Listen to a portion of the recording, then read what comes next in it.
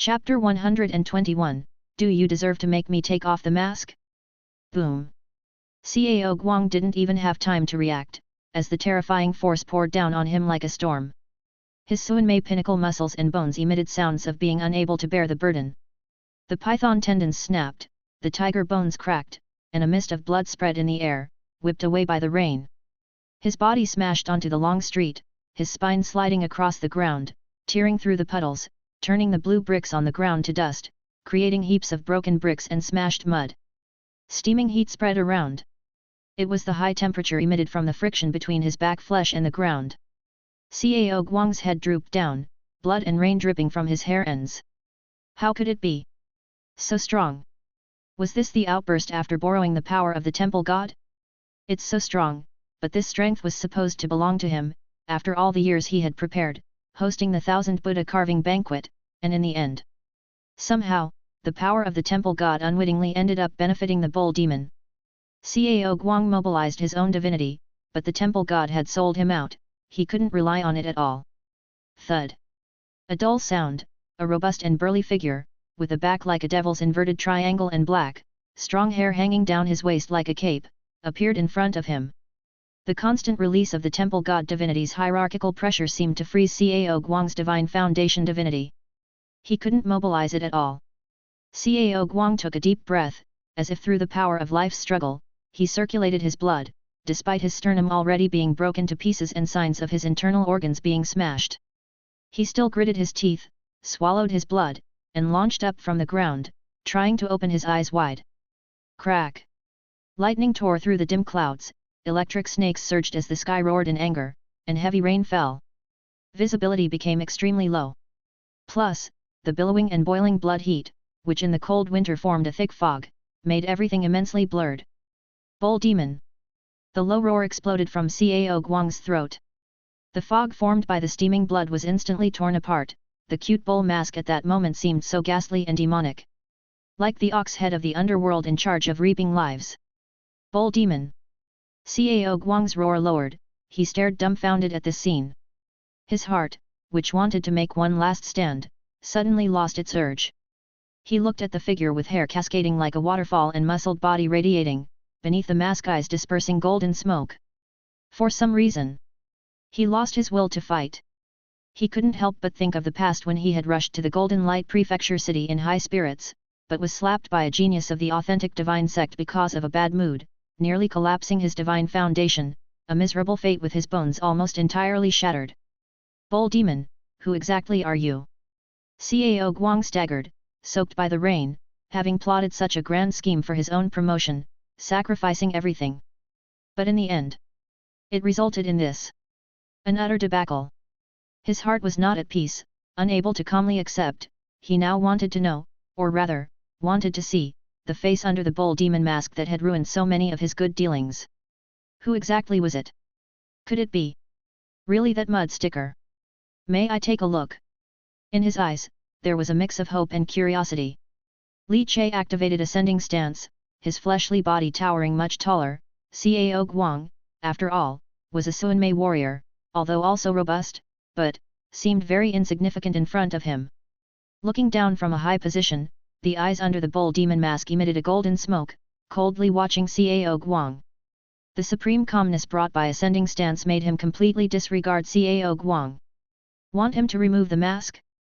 What are you worthy of? His fingers spread open, then fiercely clenched. Instantly, countless streams of air and rainwater were all grasped together in that moment.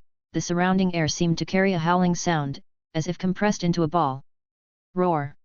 A crimson tiger emerged from behind the bull demon, bearing its fangs and claws, roaring heaven and earth. White tiger chaotic wind fist. Transformation realm. However, at this moment, it should be called red tiger, because Li Che's inner chi turned crimson, surging like a burning fire. You! Cao Guang did not expect the bull demon to be so malicious. He had already given up resistance, yet the bull demon was still unwilling to fulfill his last wish. He just wanted to know if the bull demon was really that mud sticker.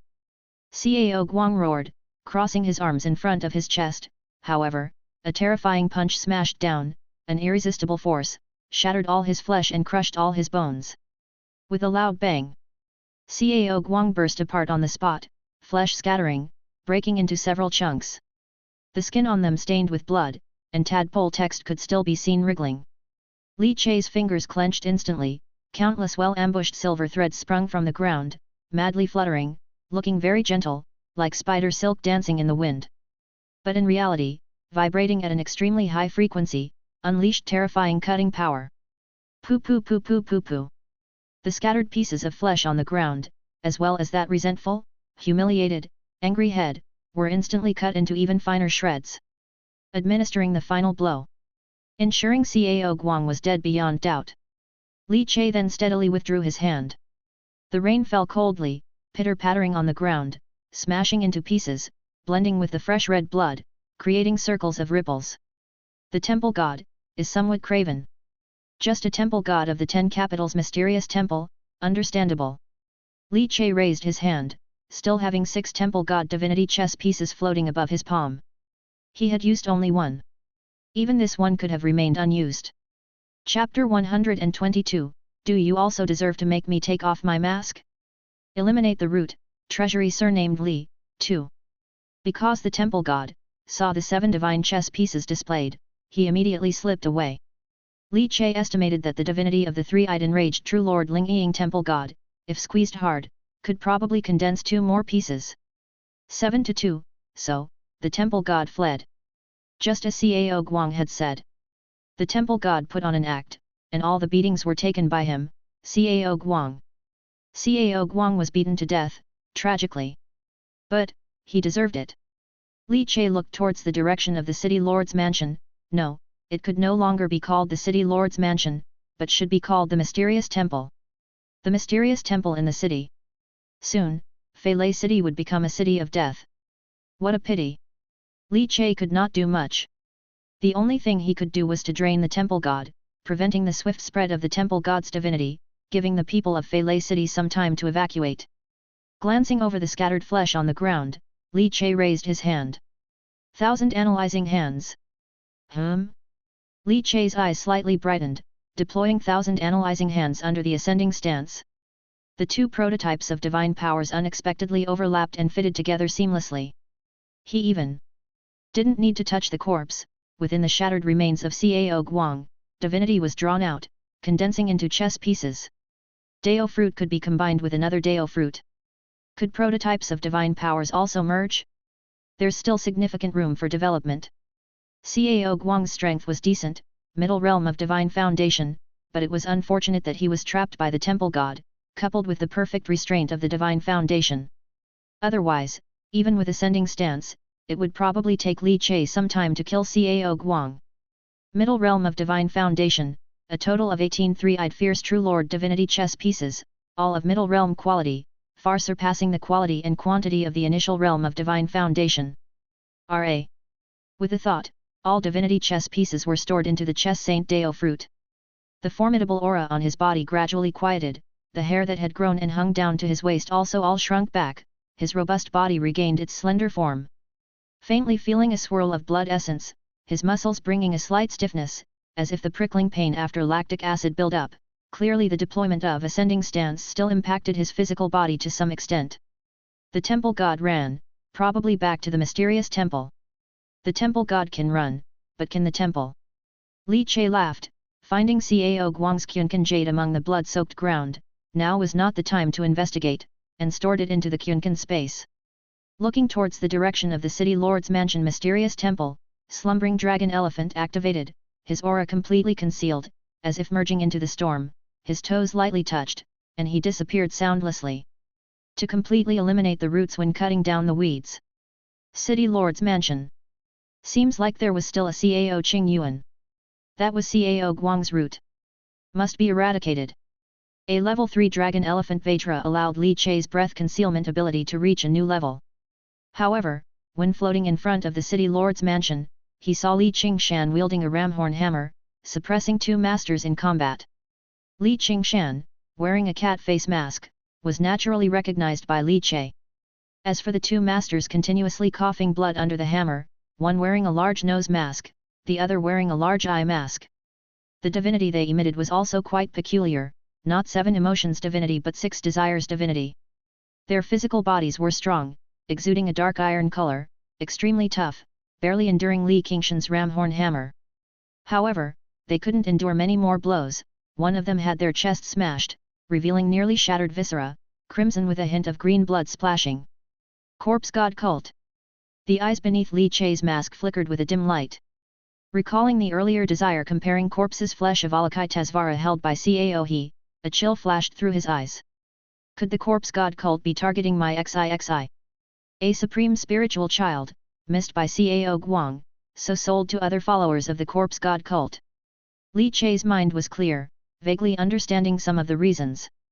That flesh of Avalokitesvara wood carving contained a strand of corpse curse mark, still suppressed inside the Chess Saint Dao fruit. These two masters of the Corpse God Cult, it seems Cao Guang had close ties with the Corpse God Cult. That side of the Mansion City is not peaceful. This Cao Guang, truly rotten to the core. The more Li Che thought, the angrier he became. His eyes turning cold, Cao Guang wanted to kill his daughter, then he would kill Cao Guang and his son. With a step, Li Che concealed his aura, moving away from the battlefield, circling around, and entered the city lord's mansion. The city lord's mansion was quite large, although the octagonal double-eave hall had become ruins, transformed into the mysterious temple.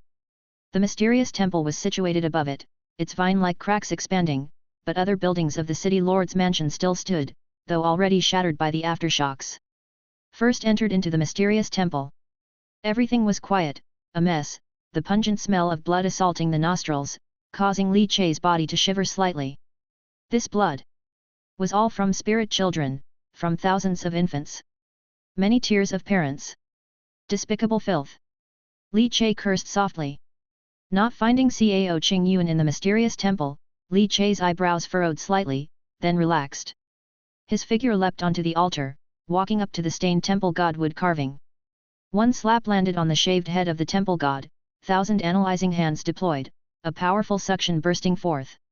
It was as if listening to the temple god's unwilling, extremely furious roar. But Li Che did not heed him. They were nothing but bullies when strong and cowards when weak, immediately draining the temple god, condensing the last 2 temple god divinity chess pieces. The entire mysterious temple then fell completely silent. Li Che flicked his fingers. The head of the temple god wood carving immediately exploded, turning into splintered wood chips. But Li Che knew, he had not destroyed the mysterious temple, the entire temple did not disappear, indicating the temple god was not dead.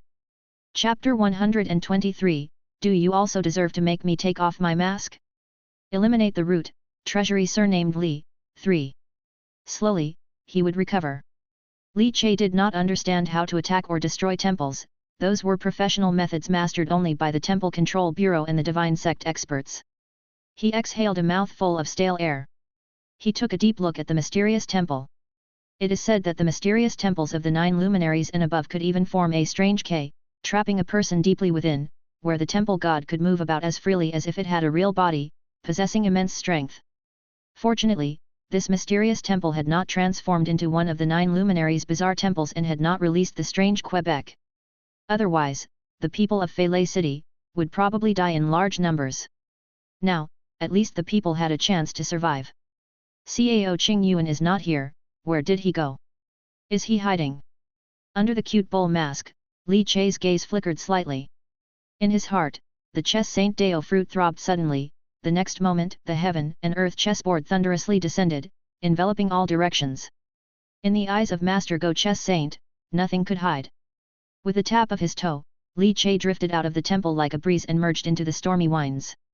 Cao Qingyuan bolted from the treasure vault of the city lord's mansion, his hands full of the Qunkan jade, his face under the mask extremely unsightly.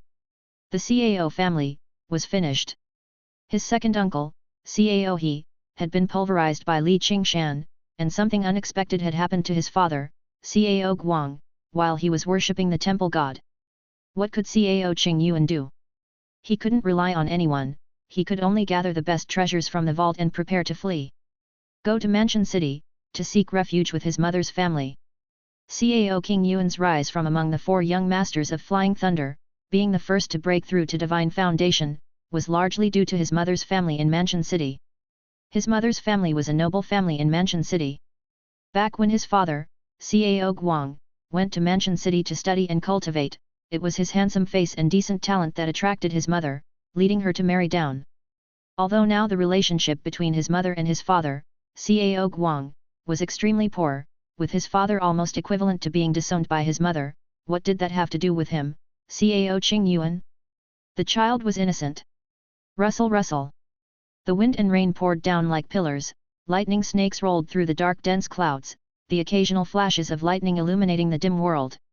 Cao Qingyuan slung a wide-bladed fine iron long knife, dressed in black, and wore a mask to prevent being recognized. He converged his vital energy and stuck to the walls as he moved. Once he was out of Feilei City, he would be safe. Feilei City was doomed. He didn't even care whether his father was dead or alive. The reason his mother even let him stay in Feilei City was for this 1000 Buddha carving banquet his father had been preparing for years, wasn't it? Now that the plot had fallen through, it was also time for him, Cao Qingyuan, to fly solo. Outside the city lord's mansion, a terrifying ramhorn hammer phantom hung in the sky, crashing down with a deafening explosion, the ferocious Grandmaster's true chi violently stirring. Cao Qingyuan shrank his neck. Without guessing, he knew that the menacing figure with the cat face mask had to be that guy, Li Qingshan, a Grandmaster warrior, a notorious figure on the Yunzhou Divine Foundation spectrum. With only 10% of divinity brought along, he was still that terrifying. He took a detour. After all, he was carrying the entire treasure vault of the city lord's mansion, which contained too many valuable items. Items that could tempt even those listed Grandmasters on the Divine Foundation spectrum. So, as long as he could escape the city and survive, with these items, even if he gained little at this 1000 Buddha carving banquet, he could still live very comfortably. Once at Mansion City, he would also have the capital to connect with the nobles on his mother's side, and even, he might have the chance to break through to the middle realm of Divine Foundation. What he didn't get at the 1000 Buddha carving banquet was compensated by the vault. The most important thing was that exceptional item from the vault. At the thought of this, Cao Qingyuan was short of breath. Hurriedly clutching the mid-grade Qunkan jade, he activated the breath-concealing technique and stuck to the darkness, walking along the wall. Suddenly, Cao Qingyuan felt an icing chill so penetrating that the hairs on his body nearly stood erect instantly. In the darkness along the wall he was moving, a cute bull mask suddenly appeared, followed by a heaven-shattering long spear like a roaring jiaxue. The air itself seemed to be punctured, creating a hole-like effect. The numerous raindrops clinging to the spear burst apart, forming a dense mist. Bull demon! Cao Qingyuan's pupils contracted. How could this ghastly thing be here? But Cao Qingyuan reacted extremely quickly, his eyes nearly splitting with fury. This bull demon's breath-concealing technique was far superior to his. He had stealthily skirted around the wall, yet this ghastly thing could still sneak attack him from the shadows. How did the bull demon find him? Blurt! The speed was too fast, the strength too terrifying. In a surprise attack, just as Cao Qingyuan had gripped his long knife and was about to strike, it was blasted away by a spear. His entire arm that held the knife had its skin burst open, its sinews shattered, twisting bizarrely. That strength! How could it be so terrifying? Li Che! Cao Qingyuan, no longer caring about much, felt the cold rain slapping against his face as he gasped for air, even tasting the metallic scent of blood in his throat. He roared Li Che's name, trying to reveal the bull demon's identity and stall its murderous momentum. But he was disappointed. The bull demon was utterly unmoved, like an emotionless killing machine, its spear directly piercing through his chest. The terrifying force carried his body and embedded it into the wall, instantly creating a concave dent with radial, spider web-like cracks spreading outward. And at this time, Cao Qingyuan's divinity was just beginning to rise from the back of his head. Blurt! The red spear, marked with blood patterns, suddenly withdrew and then plunged down again. Blurt! Blurt! Blurt! Cao Qingyuan's body was nailed to the wall like a target, as the spear thrust in and out over 8 times. Su family's 8 consecutive bone-shattering spears. Cao Qingyuan's entire skeleton crushed, his eyes wide open with rage and unwillingness. But his breath had completely ceased. Even in death, he didn't understand. He had been so low-key, why was he still sneak-attacked by the bull demon? Li Che looked indifferently at the dead Cao Qingyuan, pressing his fingers on his face, absorbing his divinity while also closing his furious eyes, letting him rest. Li Che felt he was rather kind. After prying the tightly clutched Qunkan jade from Cao King Yuan's hand, Li Che's thoughts flickered, such a treasure, there must be good things inside this Qunkan jade. But it wasn't the time to explore, anyway, the city lord's mansion's treasury, now belonged to someone with the surname Li. Li Che then thoroughly searched the body to ensure it had no money, decisively pulled out the spear, and turned to leave. He didn't go to assist Li Qingshan, because it was unnecessary. The two cultivators from the corpse god cult were almost hammered to death. Li Che still had one last matter to handle. In the grand hall of Su's courtyard, the thick stench of blood rolled incessantly. Su Yu's head ached fiercely, his body trembling, he widened his eyes forcing out the blood taste from his throat, almost retching. No! Su Yu staggering to his feet, his vision gradually clearing. He sensed the smell of death. He remembered his great-grandfather, his father Su Nanming and his elder brother Su Heli, those pairs of dim, almost twisted faces wanting to devour his flesh. No, they really wanted to eat his flesh. Su Heli had even prepared the bone-picking knife. Su Yu felt as if he'd plunged into an ice cellar, his heart going cold. When he finally sobered up, the pungent smell of blood filled his nostrils. Looking around the entire hall, he was stupefied. His father Su Nanming was hammered to death, Su Heli was also beaten to death. Dead, all dead. He saw next to him the still boiling cauldron, contemplating whether he should weep sorrowfully or laugh heartily. He staggered to his feet. Click! Thunder and lightning flashed. At the doorway, a tall figure, wearing a cute bull mask, stood quietly there. Chapter 124, Eight-Armed Prison Lotus Furious Third Prince. The fierce wind surged, and rain blasted through the air. Above the heavens, dark clouds accumulated, bringing endless darkness, accompanied by the flashing of tumbling lightning snakes, they momentarily lit up the human world. Gazing at the figure standing at the doorway, wearing a bull demon mask, Su Yu's eyes narrowed. He wanted to draw his sword, but at that moment, he lacked the strength to do so. The bull demon. The one who caused chaos in Feilei City, relentlessly brutal, mercilessly killing. However, Su Yu was not the least bit afraid or frightened. Even though he was facing such a terrifying existence that was reputed to stop children from crying. Not a trace of panic surged in his heart. Su Yu had learned of the deeds and kills made by the bull demon. Setting aside his methods, which of them could not be deemed heroic? Even though he killed the divine catcher, Zhao Xuanhai, from the imperial court, it was because Zhao Xuanhai was a follower of the Spirit Infant sect. What the Spirit Infant sect was, Su Yu knew clearly. Exhaling, Su Yu, with a pale face, bowed with his fists clasped, "Thank you for saving my life, sir." However, the bull demon just glanced at him indifferently. City Lord Cao Guang has sacrificed the entire city to the mysterious temple, wishing to elevate the mysterious temple to 9 luminaries status. Feilei City is finished, you better leave quickly. Take care. The news, striking like a thunderbolt, left Su Yu completely stunned in place. So much so that he did not even hear the bull demon's take care. City Lord Cao Guang has sacrificed the entire city? What in the world has come to this? Su Yu drew his sword, yet he was bewildered. Bull, hero, senior. Su Yu thought of something and wanted to shout once more. However, the bull demon merely tapped his toe lightly and plunged into the storm. By the time Su Yu ran out, the burly figure had already disappeared into the world. The rain was cold, mingled with snowflakes, drifting down onto his shoulders. Su Yu breathed heavily, his heart immensely shaken. At this moment, he seemed to have understood something. The Su family and the city lord's mansion were in collusion. The affair about City Lord Cao Guang wanting to sacrifice the entire city, people like Old Master Su, his father Su Nanming surely knew. With his body trembling, the bone-chilling rain caused his heart to sink into frost. How could this be? Outrageous and evil to the extreme. After a while, Su Yu let out a long sigh. He returned inside the house, looking at the corpse of his father, Su Nanming, and the corpse of Su Heli. There was no trace of sadness on his face. If it hadn't been for the bull demon's help, the one dead might have been him. You even wanted to, literally eat my flesh. Su Yu suddenly felt like laughing madly.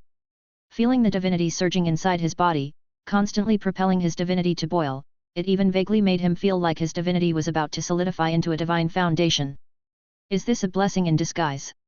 Su Yu raised his hand, looking at the intertwining blood-red divinity in the palm of his hand. This divinity was slowly integrating into his body. This was the power of the temple god, though not much. But after all, it was the energy from the temple god in the mysterious temple. Su Heli, perhaps, planned to use this method to devour him and obtain the power of the temple god? Why didn't Su Heli use himself to carry it directly? There must be some side effects. Could using the method of cannibalism avoid these effects? Su Yu shook his head. Looking at the blurred wind and rain, the figure of the bull demon had completely vanished. Contrary to the rumors, the opponent was not relentlessly brutal and evil. Thinking of the words spoken by the bull demon, Su Yu, with his sword slung, plunged into the storm. Old Master Su likely also perished, the main pillars of the Su family, completely gone. The bull demon said, City Lord Cao Guang had moved the mysterious temple into the city. If the city's people do not leave, within a few days, they fear they would be corroded by the divinity of the temple god, turning into wicked and bizarre spirits. As a direct descendant of the Su family, he must officially take over the Su family, support the Su family, and lead them away from Feilei City. As for the people in the city, he would save as many as he could. Leaving Feilei City, they would become refugees, migrants, roaming to other cities, looking for a stable place to stay, possibly being exploited by other cities' forces heavily. But even so, it was better than losing their lives. Wearing a cat face mask, Li Qingshan swung his ramhorn hammer up and then smashed it down again, the small surface of the hammer sticky with strands of blood and flesh, washed away by the rain. On the ground, two bodies smashed to a pulp, completely devoid of life. The ground in front of the city lord's mansion had turned into a wasteland, densely dotted with deep pits flourishing like plum blossoms. That was the aftermath of Li Qingshan's confrontation with two masters of the corpse god cult. The iron corpses of the corpse god cult are indeed tough and smelly. With a shake of his true qi, Li Qingshan instantly cleaned the filth from his ramhorn hammer, his sleeve shrank as he stored the hammer away. His wildly surging blood and qi converged, and his essence, qi and spirit instantly returned to calm. His entire demeanor slouched again, returning to the appearance of an old man, lightly tapping his toe, he flurried into the mysterious temple. Moments later, he shot out, with a look of astonishment under the cat face mask. The statue of the temple god was smashed. Who did this? So fierce? Lucky I didn't attempt to break the temple, otherwise if the curse of the temple god struck me, that would have been miserable. Li Qingshan furrowed his brows. His body flurried towards the location where the qi of the two temple gods had collided before. Upon seeing the extremely finely shattered corpses on the ground, even Li Qingshan's face grew solemn. How tragic! This is Cao Guang's body, right? He invited the temple god into his shell, planning to transform with the power of the temple god. But to be beaten to death and dismembered. The other temple god, so fierce, such a fierce temple god, is rare indeed. Li Qingshan muttered.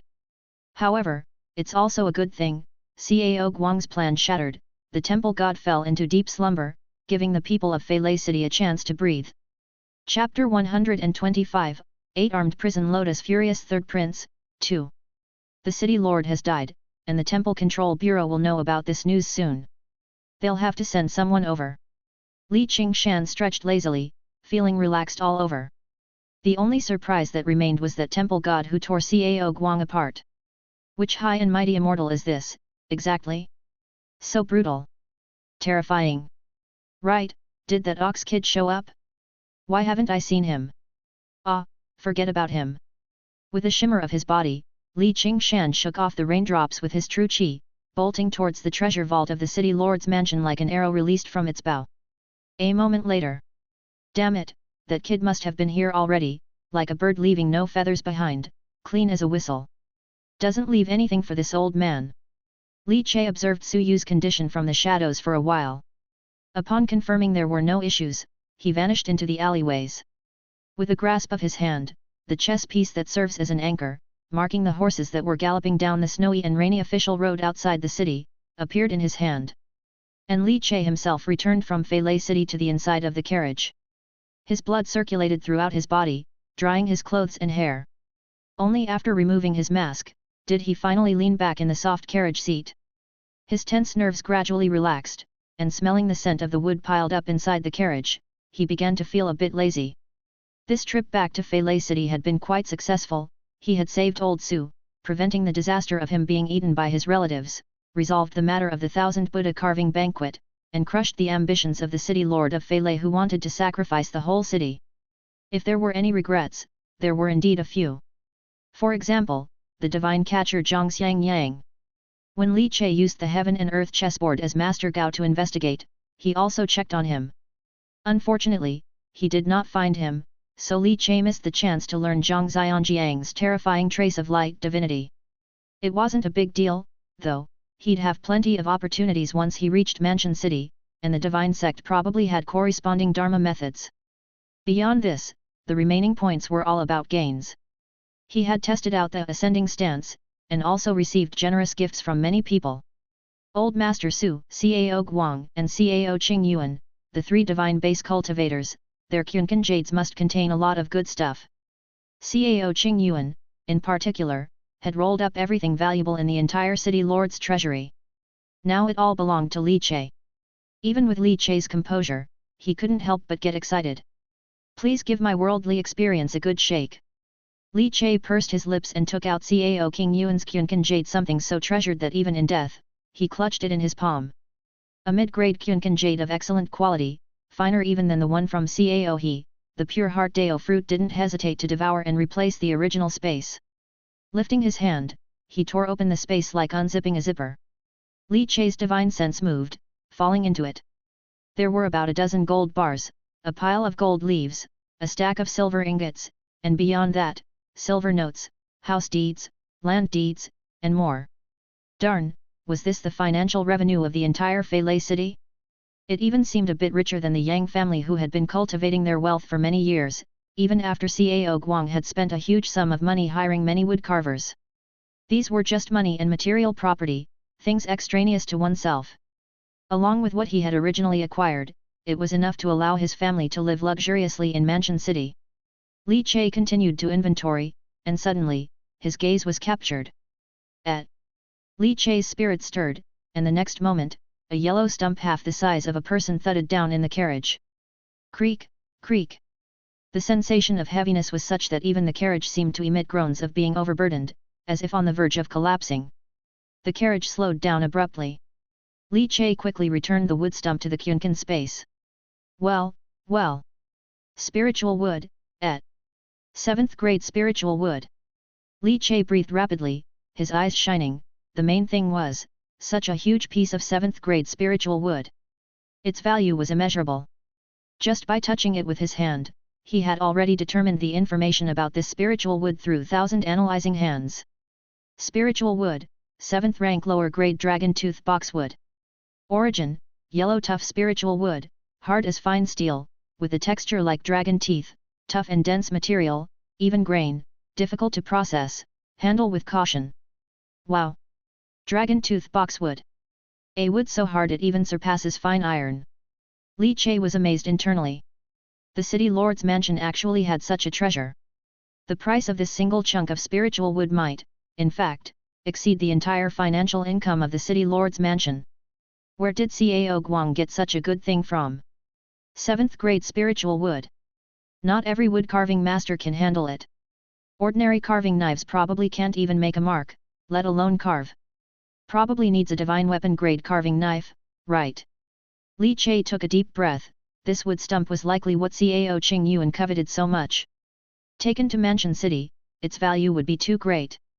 The divinity contained within the spiritual wood could be carved into a divine wood carving, likely enough for Cao Qing Yuan to cultivate until death. Besides, there were quite a few 9th and 10th order spiritual woods, all fairly common, among them many that were necessary for crafting Bodhi blood tears made of blood flesh red. As a wood carving master, Li Che was truly satisfied with this haul. It was worth it for him to have closed Cao King Yuan's eyes, allowing him to die with dignity. Li Che continued the inventory, though there weren't many more surprises. 2 bottles of elixirs, each containing 2 9th grade lower rank Great Scenic Heaven Fury Dark Flood Dragon Blood Martial Pills, likely issued by the Kintian Observatory. For Li Che, this was also a fine gain, at least he didn't have to worry about elixirs for cultivation. Indeed, tallying up one's gains can wash away all fatigue from the body. Li Che happily counted everything, various martial arts methods although they weren't of high quality, the sheer quantity was exciting, much like counting money. Even $5 bills make one ecstatic when counting, after all, it's still money. Chapter 126, 8-Armed Prison Lotus Furious Third Prince, 3. This is.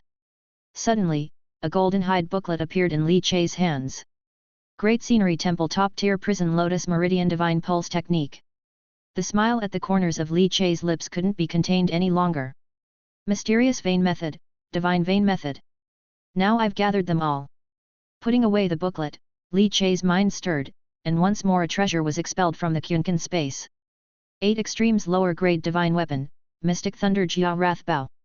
Craftsmanship, 100-year-old mysterious iron, forged 1,000 times with the blood of the Mystic Thunder Jiao, mixed with Wrath Divinity, and further forged in fierce flames 1,000 times, Kin Channel Wrath Divinity, a strong bow, the arrows strike like a thunder dragon.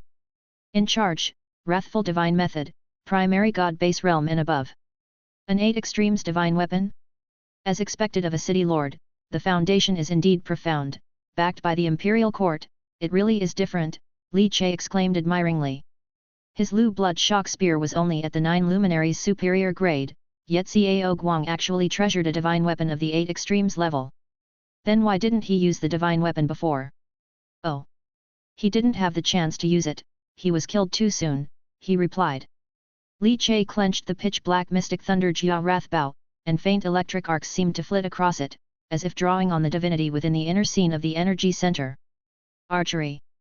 I've learned the 100 Ghosts Wrathful Thunder Arrow, but it doesn't quite align with divinity, perhaps I need to find another archery technique, he mused.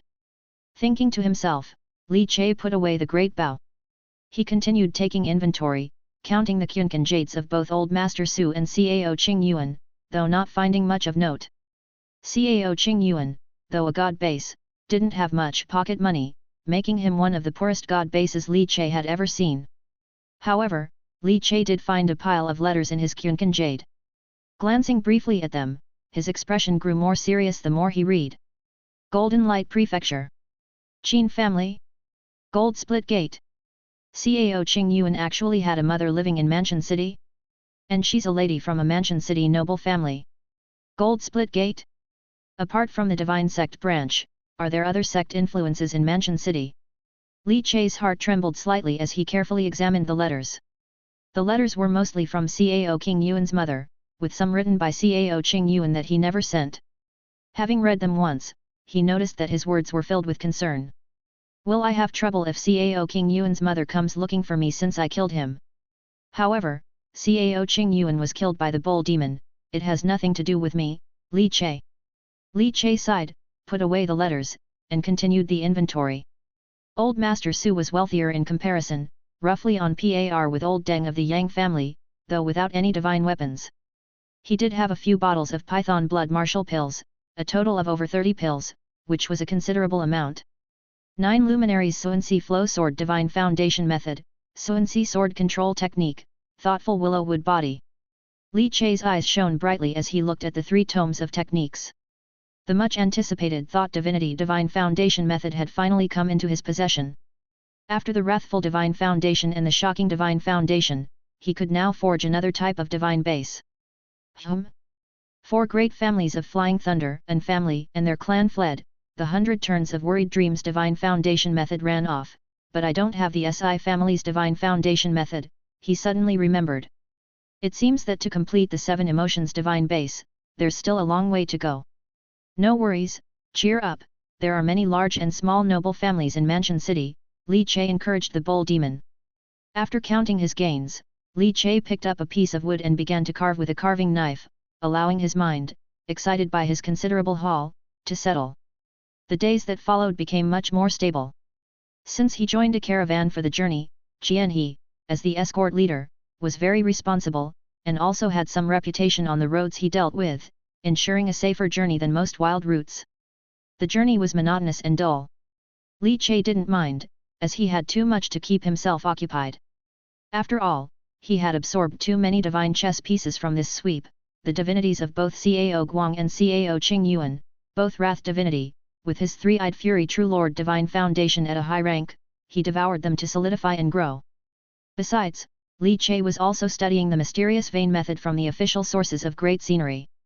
Once his blood and chi were nurtured to their peak, he would start to break through.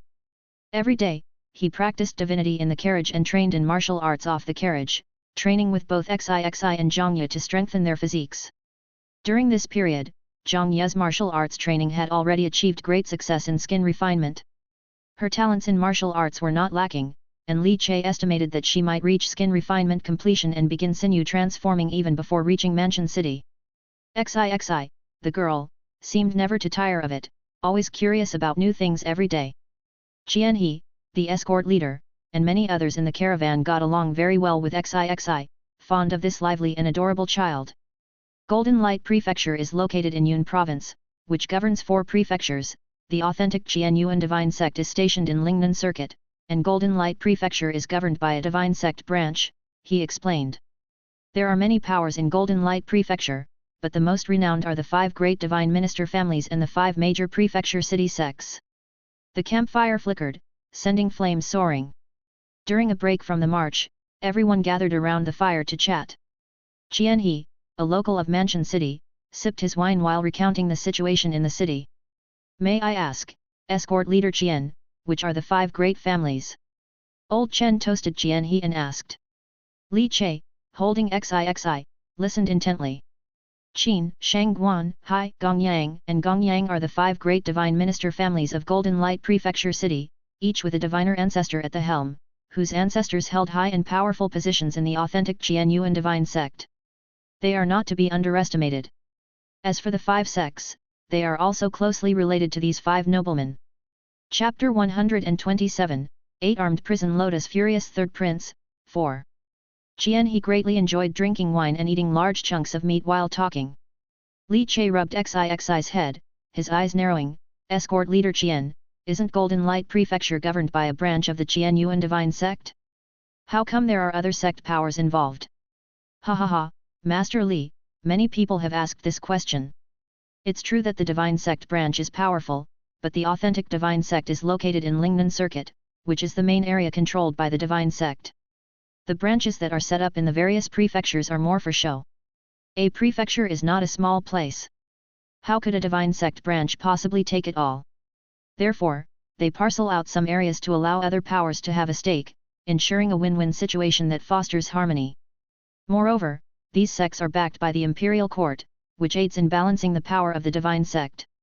Qianhe, having traveled extensively, knew quite a few secrets.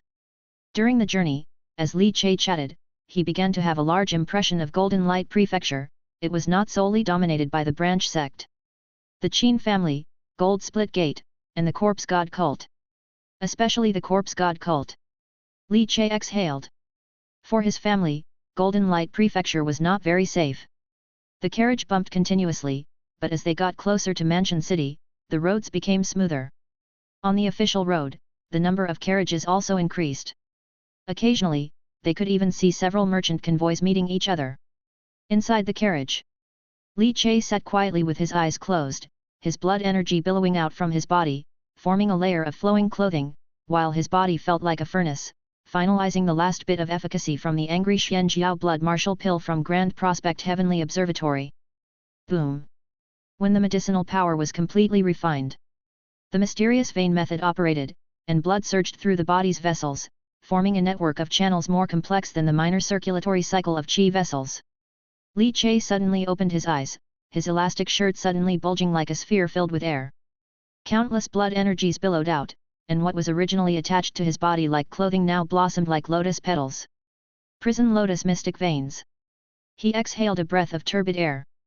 Li Che's blood energy returned to tranquility within him, the superior Prison Lotus Mystic Veins technique. The refined Mystic Veins inner chi was indeed much stronger. Just as Li Che was preparing to experience the Mystic Veins inner chi more, the previously calm merchant convoy suddenly became restless, with the sounds of neighing horses echoing incessantly, and even the smoothly traveling carriages began to shake. Li Che lifted the curtain and walked to the carriage pole. The charioteers and escort masters were trying hard to calm the horses. Master Li, under normal circumstances, what's ahead is the most terrifying Flying Thunder Strange Temple outside Golden Light Prefecture City. Horses always get frightened every time they pass by, but calming them for a while after this stretch will be fine, Qian he said with a smile as he saw Li Che stepping out of the carriage. Upon hearing this, Li Chai's heart stirred. Looking up, he saw in the distance, several majestic mountains standing tall, with rushing rivers flowing through the mountains, stretching towards the direction of the faraway prefecture city. And in that great river, numerous streams diverged. A towering temple stood upon it, as if making the sun and the moon lose their light, and the heavens and the earth lose their color. Li Chai merely glanced from afar and felt a violent tremor in his chest where the chess Saint Dao fruit was located. The 8 divine chess pieces from the temple god of the Flying Thunder Strange Temple were trembling violently. Li Chai flicked his toes on the ground, spread his arms high, his blood billowing out like a hawk leaping in an instant, sprinting for several miles along the river bank. He finally stood on a rock. Across the roaring furious river, he stared at that temple situated in the middle of the river. His hands suddenly turned jade-colored. Gently reaching into the turbulent river, divine water slapped his palms, breaking into splashing droplets. Yet information from the 1,000 analyzing hands fed back before his eyes. Strange Temple, 4 Imperials. 8-armed prison lotus wrathful third prince's sinister temple. Chapter 128, The Myth of 2 Overlapping Lives, Bull Demon's Identity Reported. 8-armed prison lotus furious third prince's mysterious temple. Li Chai looked at the information returned by 1,000 analyzing hands, and in his pupils, there seemed to be a faint shimmering light twinkling. He couldn't help but take in a deep breath. 4 Imperial Mysterious Temples. 4 Imperials level. What level is the mysterious temple in Feilei City again? It seems it's only at the 10 cities level, and compared to the 4 Imperials, it's like heaven and earth apart. Li Chai's brows involuntarily furrowed, feeling the raging and roaring river that seemed extremely scalding due to its divinity, causing a slight surge in his chi and blood. Such divinity of a temple god! If absorbed as a chess piece, and then stimulated with an ascending stance, wouldn't he be blown up? Li Chai quickly calmed down. He was never someone who acted on impulse, and with a moment's thought, made up his mind. Even though, the divinity of the 4 Imperials level mysterious temple god, did indeed attract him, but, he had to proceed cautiously and not rush. A 4 Imperial level mysterious temple is absolutely incomparable to the one in Feilei City's 10 cities mysterious temple where he rubbed the bald head of the pitiful god. The divinity of the 10 cities mysterious temple is equivalent to divine base level. Then the 4 Imperials, equivalent to what level? Divine Minister? Divine Primordial, or maybe even the higher divine fetus. Li Chai took a deep breath, his thoughts still unsettled for a long time, mainly because, once an idea arises in a person's heart, it embeds itself like tendrils, spreading and entangling the entire heart. The divinity of the 4 Imperials temple god is risky, but if there is a chance to enter this mysterious temple, still have to look for an opportunity to try. What if it succeeds? Ambitions rose within Li Chai's heart. Of course, he was more cautious in his scheming, for if the planning was done right, even gaining just 1 divine chess piece would be enough to become his trump card. Besides, Li Chai's brows creased, and a flicker of flaring light seemed to flash in his eyes. The 8-armed prison lotus furious third prince's name for the temple god. It felt oddly familiar. Previously, Li Qingshan mentioned to him about that temple god with a divine dog on a leash, holding a 3-point double-edged knife, and a vertical third eye on his forehead. Now there's the 8-armed prison lotus furious third prince. Myths of 2 lives, seem to overlap. Coincidence or? Li Chai felt as if his head was about to explode, not daring to delve too deeply into the thought. Forget it, I am too insignificant now. When the sky falls, there will be tall ones holding it up. Right now, I just need to protect my wife and daughter, and watch over my daughter as she grows up. Li Chai did not stay by the riverside too long. With a light tap of his toes, he swiftly soared up and returned to the caravan. Daddy, why didn't you take XIXI with you when you went to play in the water?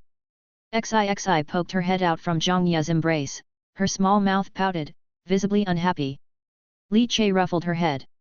On the side, old Chen looked suspiciously at Li Chai, wondering why the young man had such a strong reaction to the mysterious temple. Che, you must maintain a reverent attitude towards the mysterious temple and not let curiosity tempt you to probe into matters you cannot bear, old Chen earnestly advised. Now you're a father, you have to think about your child and wife. Li Chai, hearing this, nodded. He knew old Chen meant well. Big head Lu Qi on the side was keeping his head down, acting more docile than usual. Seeing Li Chai's curiosity and excitement about the furious third prince mysterious temple, he felt a jolt in his heart and quickly kept a low profile. This guy is notoriously violent, daring to take his 3-year-old daughter on a murderous spree. The escort leader Qian He looked at Li Che with a mix of amazement and uncertainty, realizing that the martial prowess Li Che briefly displayed just now was not inferior to his, a martial artist with 6 shifts blood change grade achievement. This Master Li, he's indeed a dark horse.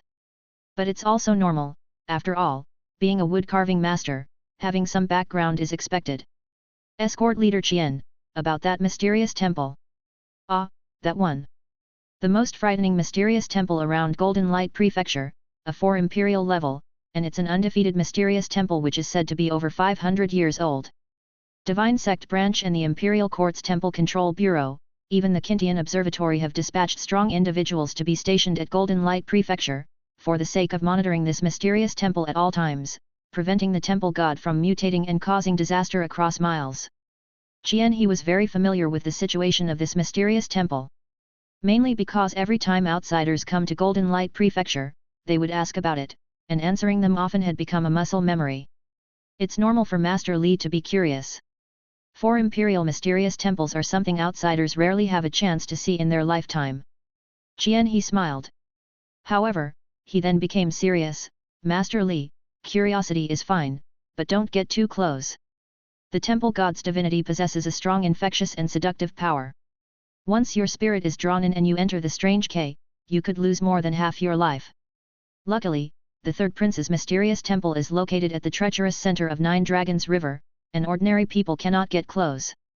That mysterious temple's strange K has already formed, and once you approach and the strange K swallows you, even a Grand Master with divine physiognomy would have no return. Having said this, Qian He suddenly broke into a smile. The third prince's mysterious temple here actually became a pride of our Golden Light Prefecture. After all, among the 4 prefectures under Yun Province, only our Golden Light Prefecture has a 4 imperial level mysterious temple. Li Che's mouth twitched. What was there to be proud of? Such a dangerous thing. However, seeing Qian He's interest, Li Che was also happy to learn more about the mysterious temple, and the two chatted all the way. From departing Feilei City to reaching Golden Light Prefecture City, a total half a month's time was spent, mainly because they were following a merchant convoy and didn't travel at full speed. The fierce sun hung high, dispelling the chill of winter days. Near noon, the caravan arrived at the gates of Golden Light Prefecture City. The towering majestic city walls stood on the earth, like a colossal giant rising from the ground. Chapter 129, The Myth of 2 Overlapping Lives, Bull Demon's Identity Reported. 2.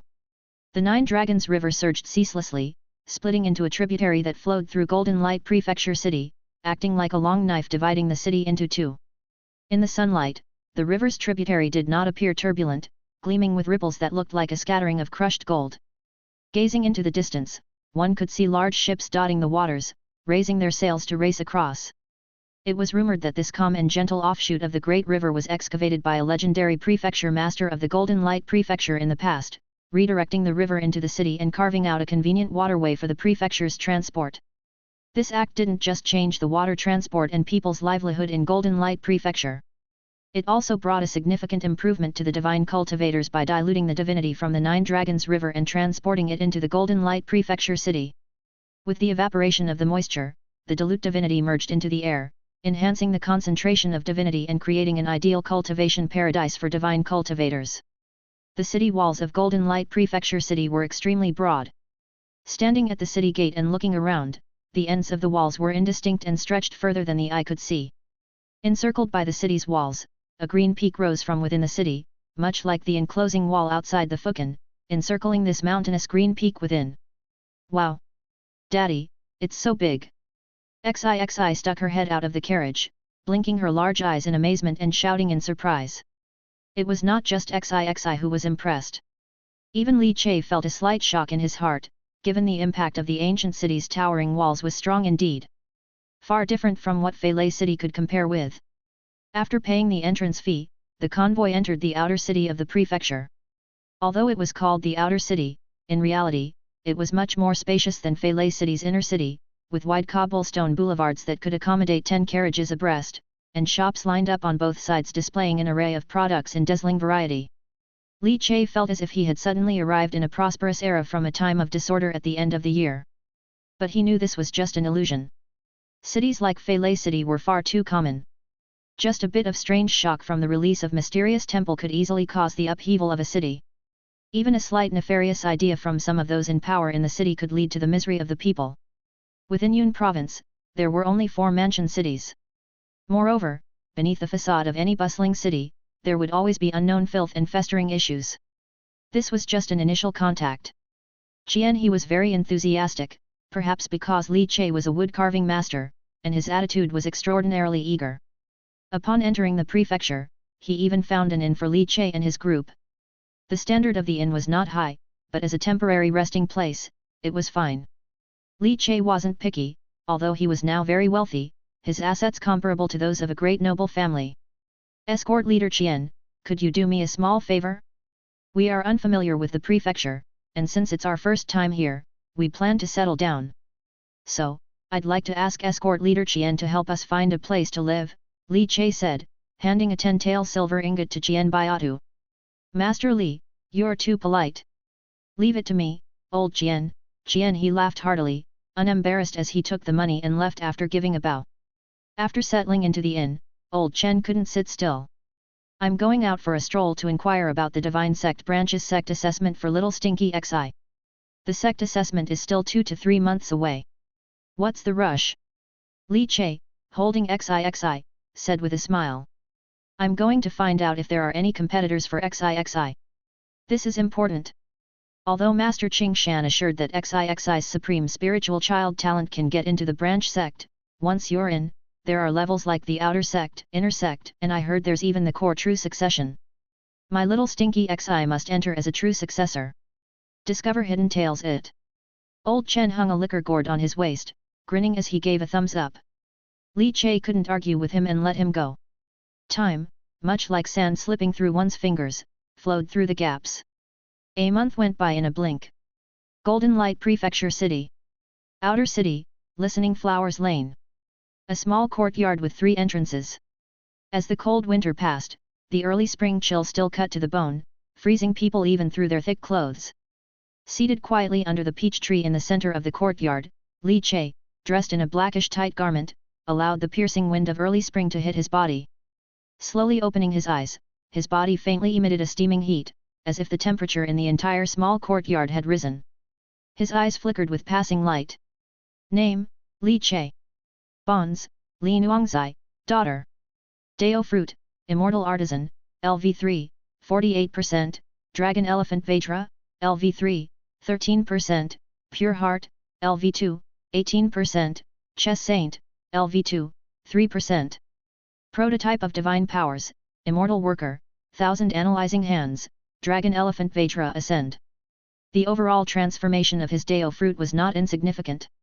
In the month since arriving in the prefecture, Li Che had kept a low profile, considering it was his first time here.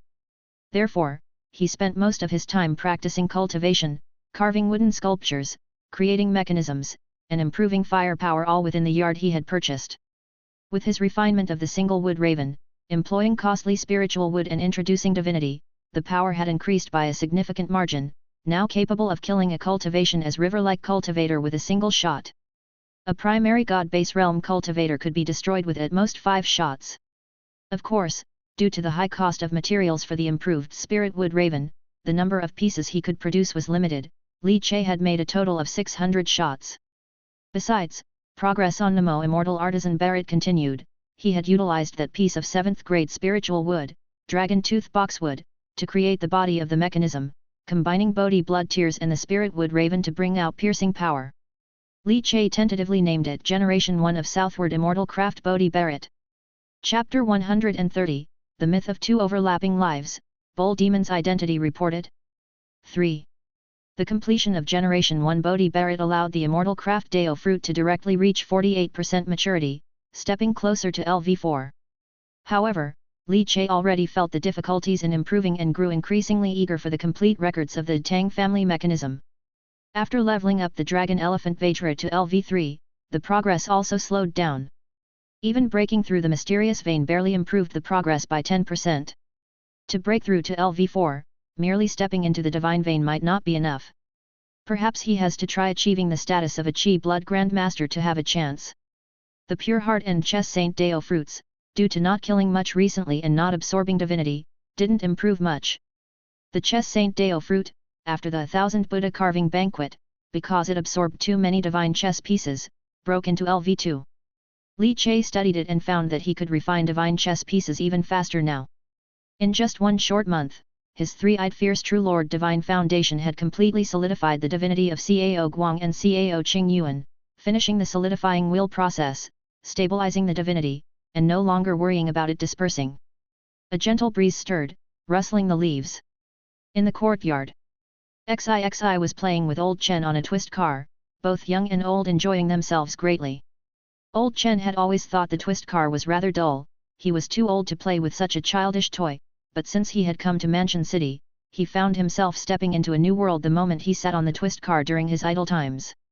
He even personally made a replica of the twist car and often competed in driving skills with XIXI. In a corner of the small courtyard, various martial arts training equipment like stone stools and wooden posts were set up. Zhang Ye, dressed in a white martial outfit and with a serious expression, was training and refining her skin. Boom! Zhang Ye, who was training, suddenly felt her inner qi and blood accelerating through her body, surging into her skin membrane, causing her skin to blush and become more tenacious, as if her whole physique was undergoing a transformation. Under her tender body, it seemed as if large sinews were twitching and trembling. Husband!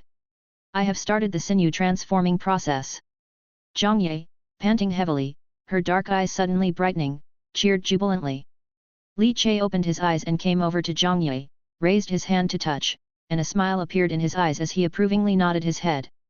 Indeed, you have started the sinew transforming process, my wife has done well. Receiving Li Che's praise, Zhang Ye bit her lip, unable to restrain herself any longer. She seemed to think of something and tiptoed to Li Che's ear, having succeeded in sinew transforming, my physical endurance has greatly increased, my husband can loosen up a bit, tonight, please be forceful. Li Che couldn't help but be speechless. What in the world was his delicate wife thinking? The first thing she thought of after sinew transforming was this. Really? My wife, I have just happened to study a few postures that can help solidify the sinew transforming. In the utterly dark dungeon, filled with an extremely dense stench of blood and a mix of moldy and foul odors. A white wax torch was lit, its flickering light casting shadows across the dungeon. Creak creak. That was the sound of a rope hanging a heavy weight, forcefully rotating downward. In the center of the dungeon, a figure was suspended by both hands, his white shirt covered in bloody whip marks. With disheveled hair and blood continuously dripping from between his teeth, his face swollen and no longer human-like. In front of the figure was a meticulously carved taishi chair, upon which a beautifully dressed woman sat, using a white embroidered handkerchief to cover her mouth and nose, her delicate willow leaf eyebrows furrowed, displaying a mixture of disgust and coldness. Did he escape from the Feilei city? My son died in Feilei city, and you, a worthless thing, still deserve to live. The woman's voice was somewhat crazed, unable to suppress her grief. Thinking of the news from Feilei city, the woman felt as if the sky had collapsed. It didn't matter that Cao Guang, that waste, had died, but her son Cao Qing Yuan, to die in Feilei city too. He was a piece of her own flesh, born after 10 months within her womb. Tears uncontrollably streamed down from the woman's eyes, filling the entire dungeon with a sorrowful, whimpering cry, as if numerous specters had climbed out from Hell's Gate howling. The woman raised her hand, her long, fair fingers with beautiful nails suddenly clenched. In an instant, Shui Baihu, who was tied up, trembled all over. Divine energy enveloped him, and one after another, infant-shaped specters, releasing dense black air, slowly crawled out from his legs, armpits, behind his neck, and from his hair. Shui Baihu's breathing became heavy, and a panicked roar burst from his throat. Countless flesh felt as though it was being devoured, causing his entire body to tense up and spasm involuntarily. I said it. I've told everything I know. Su Baihu was in excruciating pain. He had a keen sense of smell, and as soon as Su Heli planned to sacrifice him and Su Yu to break through to the Divine Foundation, he fled. With his family in tow, he arrived at Mansion City. Find more chapters on. Soon after, a great disaster befell Feilei City, and news of the death of City Lord Cao Guang and the young City Lord had spread. He felt trouble was imminent, but it was too late to escape. Indeed, the next day, he was captured and thrown into the dungeon. This venomous woman, who was in Mansion City, was none other than the mother of Cao Qing Yuan, the third Miss Qin of the Qin family, Qin Yuking. I know you have spoken, but I just want to torture you.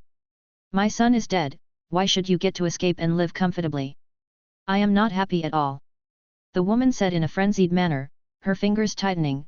The little demons grew more excited, tearing Su Baihu's flesh even more vigorously. After torturing him for a while, the beautiful woman twisted her voluptuous waist and left. Just out of the dungeon, the sunlight was brilliant, making the beautiful woman look noble and majestic. A figure wearing a mask silently appeared before her. Have you found Zhangxiang Yang? And that bull demon, any trace? The beautiful woman threw away her embroidered handkerchief, her beautiful face filled with coldness. Reporting back to the miss, there is currently no trace of the bull demon, as if he has evaporated from the human world, but there is a clue about Fei Lei divine catcher Zhangxiang Yang. He is, after all, a government officer from the Temple Control Bureau. We originally assumed he would head to the temple office when he entered Mansion City. I want results, not for you to tell me these irrelevant processes. The beautiful woman said sharply. Go and capture him. Zhangxiang Yang is the only divine cultivator who managed to escape from the city lord's mansion. I want to capture and torture him. My son died so miserably, why should he live? The masked figure fell silent. The frenzied beautiful woman quickly calmed down, her gaze shifting. Has the spirit child selected by Li Qingshan in Fei Lei City arrived in Mansion City yet? That useless man Cao Guang. What was he doing with 1,000 infants carving banquet, and he even let a supreme spiritual child escape? Li Qingshan sheltered her?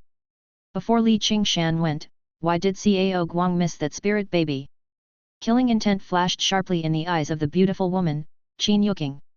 Bull demon? Su Baihu guessed that the bull demon might be the wood-carving master from Fei Lei City, Li Che. According to the data, this wood-carving master just had a blood exchange, his martial cultivation is nascent, how could he possibly be that bull demon who could easily slaughter those with divine foundation? And Li Che left Mansion City before the 1,000 Buddha carving banquet. Right, is the spirit infant master still alive? To survive under Li Qingshan's ramhorn hammer. He must have some skill, did he kill my son? The beautiful woman closed her eyes, having become somewhat delusional. Whenever she opened or closed her eyes, she saw her son's blood-covered face. Her own flesh and blood. After a while, her willow leaf eyebrows trembled slightly, and as she opened her eyes, they were filled with iciness. Supreme spiritual child, ah! A small place like Fei Lei City actually had a supreme spiritual child, and Cao Guang even messed up, allowing her to live until Li Qingshan came. Is it a coincidence? How can there be so many coincidences in this world? And that 22-year-old spirit child, haha, what a ridiculous thing, obviously not something serious. The beautiful woman's crimson lips seemed to drip with blood. Li Che had an agreement with his wife, Zhang Yi, to assist her in solidifying her sinews tonight. Li Che then simply tidied up, left the Listening Flowers Lane courtyard, and planned to first go to another property he had purchased in Mansion City, which was used as a wood-carving workshop, to refine the newly completed Generation 1 of Southward Immortal Craft Bodhi Barrett. Afterwards, he would reserve a table with fine wines and dishes at a restaurant to properly celebrate his wife's breakthrough in opening her sinews, aiming to fully satisfy her. He had just left the alley and stepped onto the main street. His stride paused slightly, his eyes narrowing as he looked ahead. Suddenly, Big Head Liu Qi, accompanied by two men wearing official uniforms and bearing Temple Control Bureau badges at their waists, approached him. Had his identity as the bull demon been reported? Chapter 131, Can You Take a Shot from Barrett? Horseface comes on stage to kill Divine Foundation. The sunshine was splendid, dispersing the chill of early spring. Willow branches swayed in the street, and willow catkins floated in the air. Dressed in a black martial outfit, Li Che looked very spirited. His strong physique from practicing martial arts made his clothes appear neat and vigorous, making him quite conspicuous among the crowd. He stopped walking and looked towards three people approaching from a distance. With his distinctive Neza braid, Big Head Liu Qi was all too familiar to Li Che, but the two figures beside Liu Qi made him slightly puzzled. Dressed in official robes, with a badge representing the Temple Control Bureau hanging at their waists, the badge carved with the pattern of a small temple was easy to recognize. Li Che's first thought was that he might have been reported by Liu Qi, the young rascal. However, he quickly dismissed this idea. Because there was no need for Liu Qi to do so, Li Che had always been very gentle and amiable towards him. Waiting quietly, the three soon approached. "Uncle Li," Liu Qi called out, his head shaking as he hurriedly spoke when he saw Li Che. Li Che smiled gently. He then turned to the other two and asked, "These two?" "Uncle Li, they are from the Heavenly Oversight." Liu Qi immediately provided the answer without playing coy. Li Che was stunned. Heavenly Oversight? In the Grand Prospect Dynasty, the Temple Control Bureau, the Heavenly Oversight, and the Divine Sect were the three massive entities. The first two belonged to the Imperial Court forces, while the third was a sect force. The Temple Control Bureau dealt with mysterious temples and was a combat force, engaging in tasks like forest chopping, temple destruction, suppression of anomalies, and eradication of evil spirits. All the dirty and tedious work. Within the Imperial Court, the Heavenly Oversight was akin to a logistical force, producing elixirs, divine wood carvings, divine weapons, etc., earning immense wealth. The Great Scenic Heaven Fury Dark Flood Dragon Blood Martial Pill that Li Che had taken when he broke through the mysterious vein had come from the Heavenly Oversight. It was the teacher who asked me to recommend you to the Heavenly Oversight after returning to the Mansion City. This recommendation spot is extremely precious, Liu Qi said, shaking his big head hurriedly. The two men in official robes smiled at Li Che. "Senior Qing Shan recommended you for joining the Heavenly Oversight, and we are responsible for contacting you." Li Che bowed, and the two returned the gesture. "I happen to be going to the Fragrant Pavilion, shall we go there and talk while we eat?" Assured that they had no ill intentions, Li Che became even more amiable and kind, smiling as he invited them. Liu Qi, uninterested in food, unhesitatingly chose XIXI over the delicacies and the twist car. Li Che and the three from the Heavenly Oversight arrived at the Fragrant Pavilion. The most popular restaurant in the outer city of the Mansion City, loved by the elite for the chef's excellent culinary skills, the dishes were aromatic and visually appealing. Li Che, not short of money, ordered a table full of fine wines and dishes without being too frugal. Even though the prices in Mansion City were extremely high, they meant nothing compared to the piles of gold bars and silver ingots in his Kyunkan space. "Master Li, you are too kind," the three men said as they sat in the private room. A cool female musician played the zither, the sounds drifting melodiously. "I am Lu He from the Heavenly Oversight in Golden Light Prefecture City, this is my colleague, Hai Chuanying. We are both third-class guest officials of the Heavenly Oversight," one man introduced themselves. "Guest official?" Sensing Li Che's confusion, the talkative Lu He smiled and explained, "A guest official needs to pass an assessment to join the Heavenly Oversight, enjoys the benefits of an officer of the Heavenly Oversight, but is not a real officer and does not hold an official rank." Li Che understood. It was just like the difference between contract and temporary workers in civil service. As Senior Qing Shan ranks 8th in the Yunzhou Divine Foundation spectrum, naturally, we take his recommendations seriously, hence we personally came to contact Master Li, Lu He explained. "We have gathered complete information about Master Li. In just 3 years, in the Su's wood carving shop in Feilei City, you went from a wood carving apprentice to a wood carving master, capable of creating divine wood carvings. Your talent is truly remarkable," Lu He affirmed. "Senior Kingshan's recommendation is indeed reasonable." Lu He clinked glasses with Li Che, enjoying the wine, but after a sip, his brows slightly furrowed. Experience new stories on. The wine from the outer city is ultimately inferior. Although Fragrant Pavilion is the best restaurant here, this wine is really quite mediocre. Master Li, when you get the chance to come to the inner city, I'll treat you to the divine wine at Yunfang Boat. Exquisite women serving warm divine wine that rejuvenates one's divinity upon drinking, such a taste, ah! Lu He couldn't help but praise. The man named Hai Chuanying, however, spoke indifferently, "Master Li hasn't even joined the Heavenly Oversight or become a guest official yet, and you're already thinking about taking him to enjoy courtesans and music. Haha, with Senior Kingshan's recommendation, he is certain to pass the guest official assessment, it's only a matter of time. After all, such a coveted recommendation spot wouldn't be wasted by Senior Qing Shan," Lu He laughed. Li Che invited the three to enjoy the meal and drink as he slowly inquired and understood the situation. "Senior Kingshan's recommendation merely gives you the qualification to be assessed. Whether you can truly become a guest official of the Heavenly Oversight still depends on your abilities," Lu He said. "Although we guest officials are not true officials of the Heavenly Oversight, we still enjoy its substantial benefits. Most importantly, being under the protection of the heavenly oversight is crucial for someone like Master Li, who comes from the outer city. The news about Fei Lei City has already spread here. City Lord Cao Guang used the entire city as a sacrifice, aiming to elevate mysterious temple because of Senior Qingshan's presence, but his scheme failed. Cao Guang died, and his son Cao Qingyuan too. Lu He took a sip of wine and squinted his eyes. Cao Guang's death is immaterial, but Cao Qingyuan's death might not be good news for Master Li. Chapter 132, Can You Take a Shot from Barrett? Cold Arrow Horseface enter the stage to kill Divine Foundation Part 2. Cao Qingyuan's birth mother is none other than Qin Yuqing of the Qin family. Although Li Che had long been aware of this, he still showed a look of astonishment. Cao Qingyuan's death, what does that have to do with us?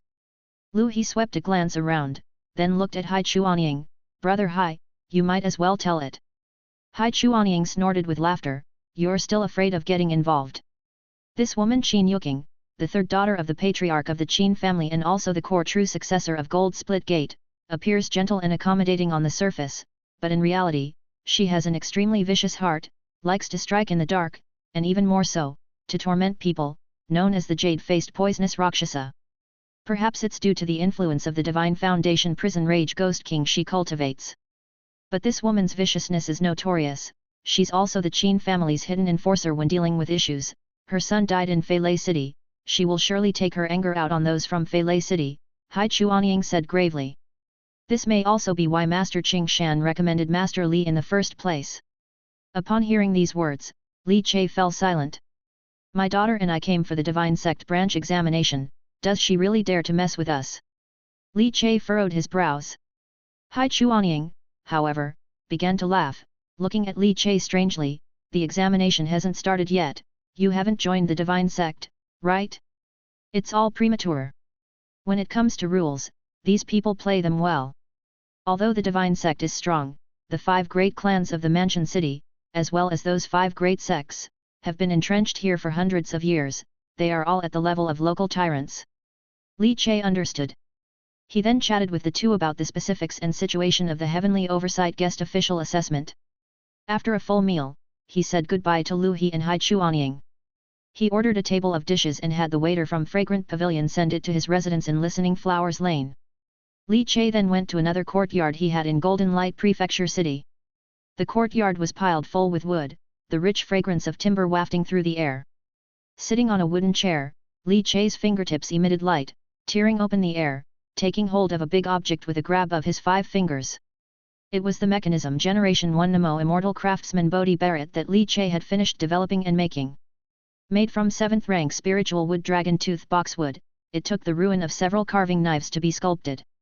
The dragon tooth boxwood was exceedingly delicate and long, resembling dragon teeth in material, more pleasing to the eye than a work of art. As for the bullets, dragon tooth Bodhi, Li Che had used 7th grade spiritual wood, with Bodhi blood tears, fusing the craftsmanship of spirit wood raven, and spent great effort to make just one. Even for only one, it took a tremendous amount of energy from Li Che. Had he not developed divine sense after breaking through to the Divine Foundation, intricate work like this would have been uncertain. Li Che also understood that, while 1,000 analyzing hands were helpful, the importance of divine sense could not be overlooked.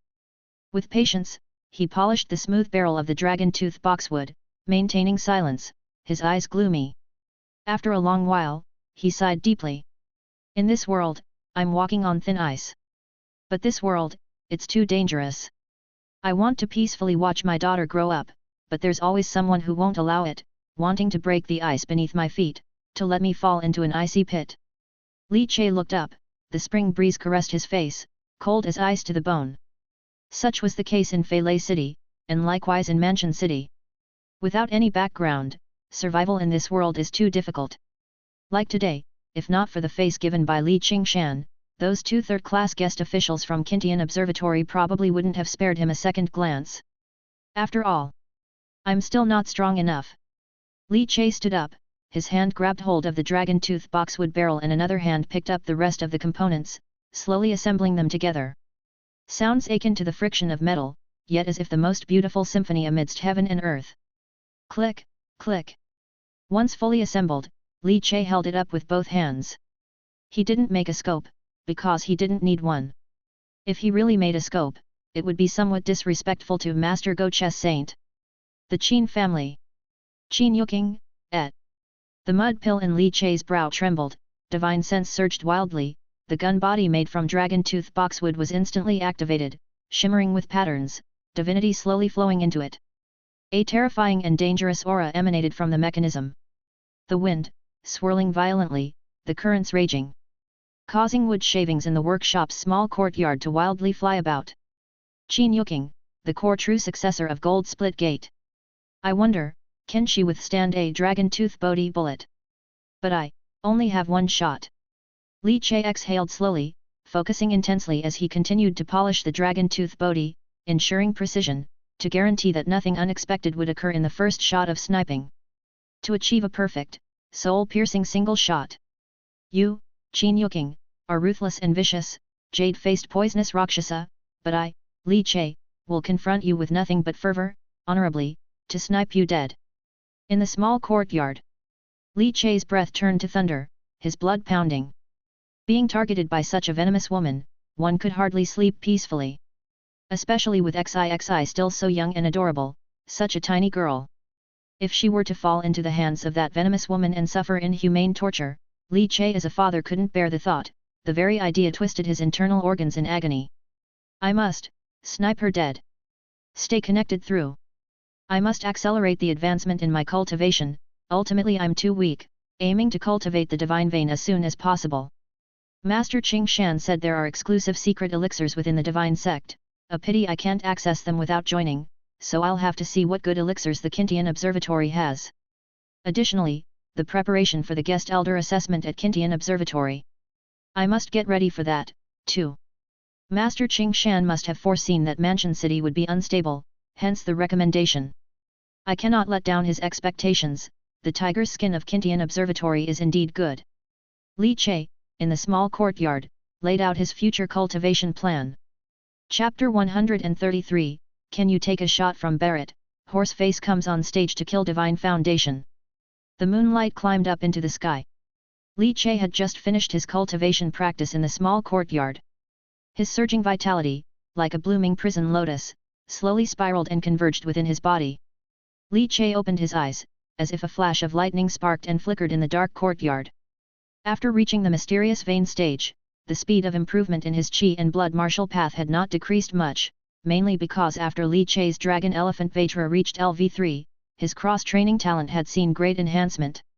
Additionally, the Yang family's Heart Shocking and Sturdy and the Su family's Suansi Lu Sword Divinity, because the Chess Saint Deo fruit reached level 2, the speed of refinement has increased. Now both have completed the refinement of divine chess pieces, reaching the cultivation as river-like stage. Zhouruoguan's chaotic joyful bewilderment divine has just barely reached the cultivation as river-like, considering Zhouruoguan's own strength isn't strong. Now, I have 4 divine natures reaching cultivation as river-like, and 1 divine nature has condensed into a divine foundation. The path of divinity still has much room for improvement. Once the essence cultivation of divinity is sufficient, I will start condensing another 2 rounds of divine foundation. Li Chei's eyes opened and closed, his divine light intertwining.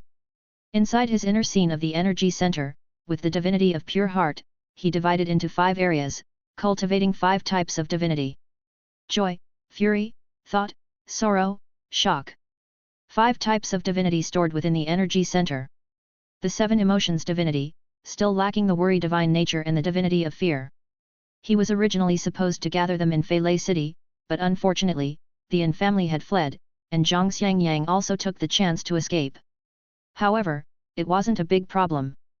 The possibility of obtaining these 2 types of divine methods in the Mansion City was much higher. Just pay more attention, and he would definitely find them. My talent in cultivating divine secret techniques is indeed ordinary compared to my cross-training. From what I obtained in the mysterious temple, the Furious True Lord's life-taking pupil is just at a beginner's level, while the divine martial arts, Furious True Lord's triple blade, has already achieved minor accomplishment. That's still due to less practice. As for the Python Dragon Cannon, Cloud Sparrowhawk treading on clouds, they have now reached major accomplishment. Divine martial arts are more suitable for me indeed. After finishing his self-review, Li Chei stretched lazily, his bones and muscles popping like firecrackers. After tidying up briefly, Li Chei, just before leaving the house, flicked his finger and a white divine chess piece of pure heart floated and melted into the courtyard. This was a coordinate anchor point of the Flying Thunder chess saint, habitually left behind as a precaution for a speedy escape. Having done all this, Li Che then reined in his vitality and strolled back home. He planned to give some pointers on the sinew-transforming stances his wife had developed. The next day, at dawn, the sky was overcast, with dense clouds piling up above. Spring thunder rolled behind them, occasionally flashing with lightning. Spring rain brings warmth, and several more showers would be the revitalizing season of the earth. But the early spring rain was still quite biting.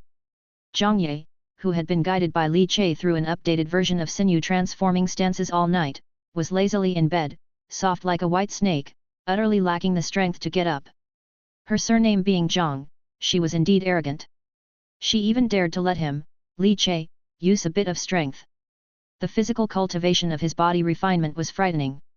Feeling refreshed, Li Che, after instructing XIXI in her daily martial arts cultivation, planned to leave and head to the Kintian Observatory to understand the specific details needed for tomorrow's assessment.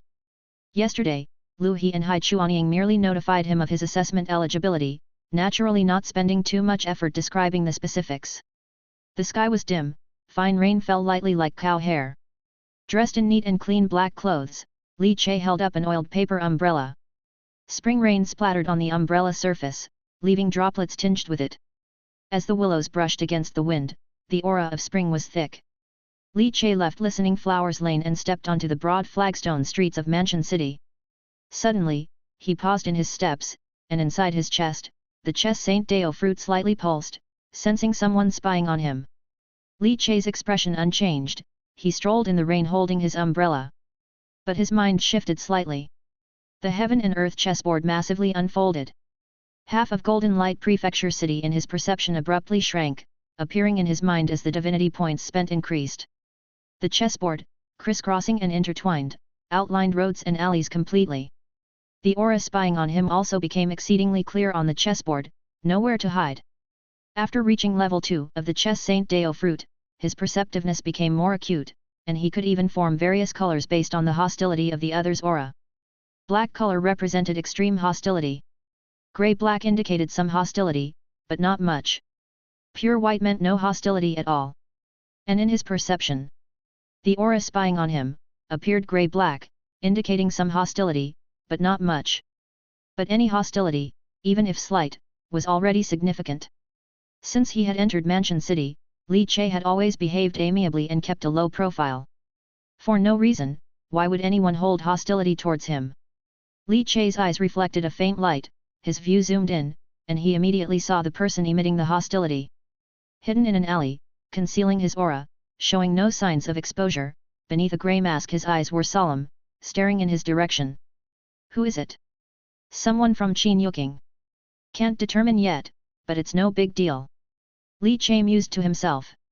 At that instant, the slumbering dragon elephant within the dragon elephant Vatra was completely activated. The spring rain drizzled down. In the alley, the figure wearing the grey mask suddenly paused, shook his head, and realized the target he had been watching had disappeared.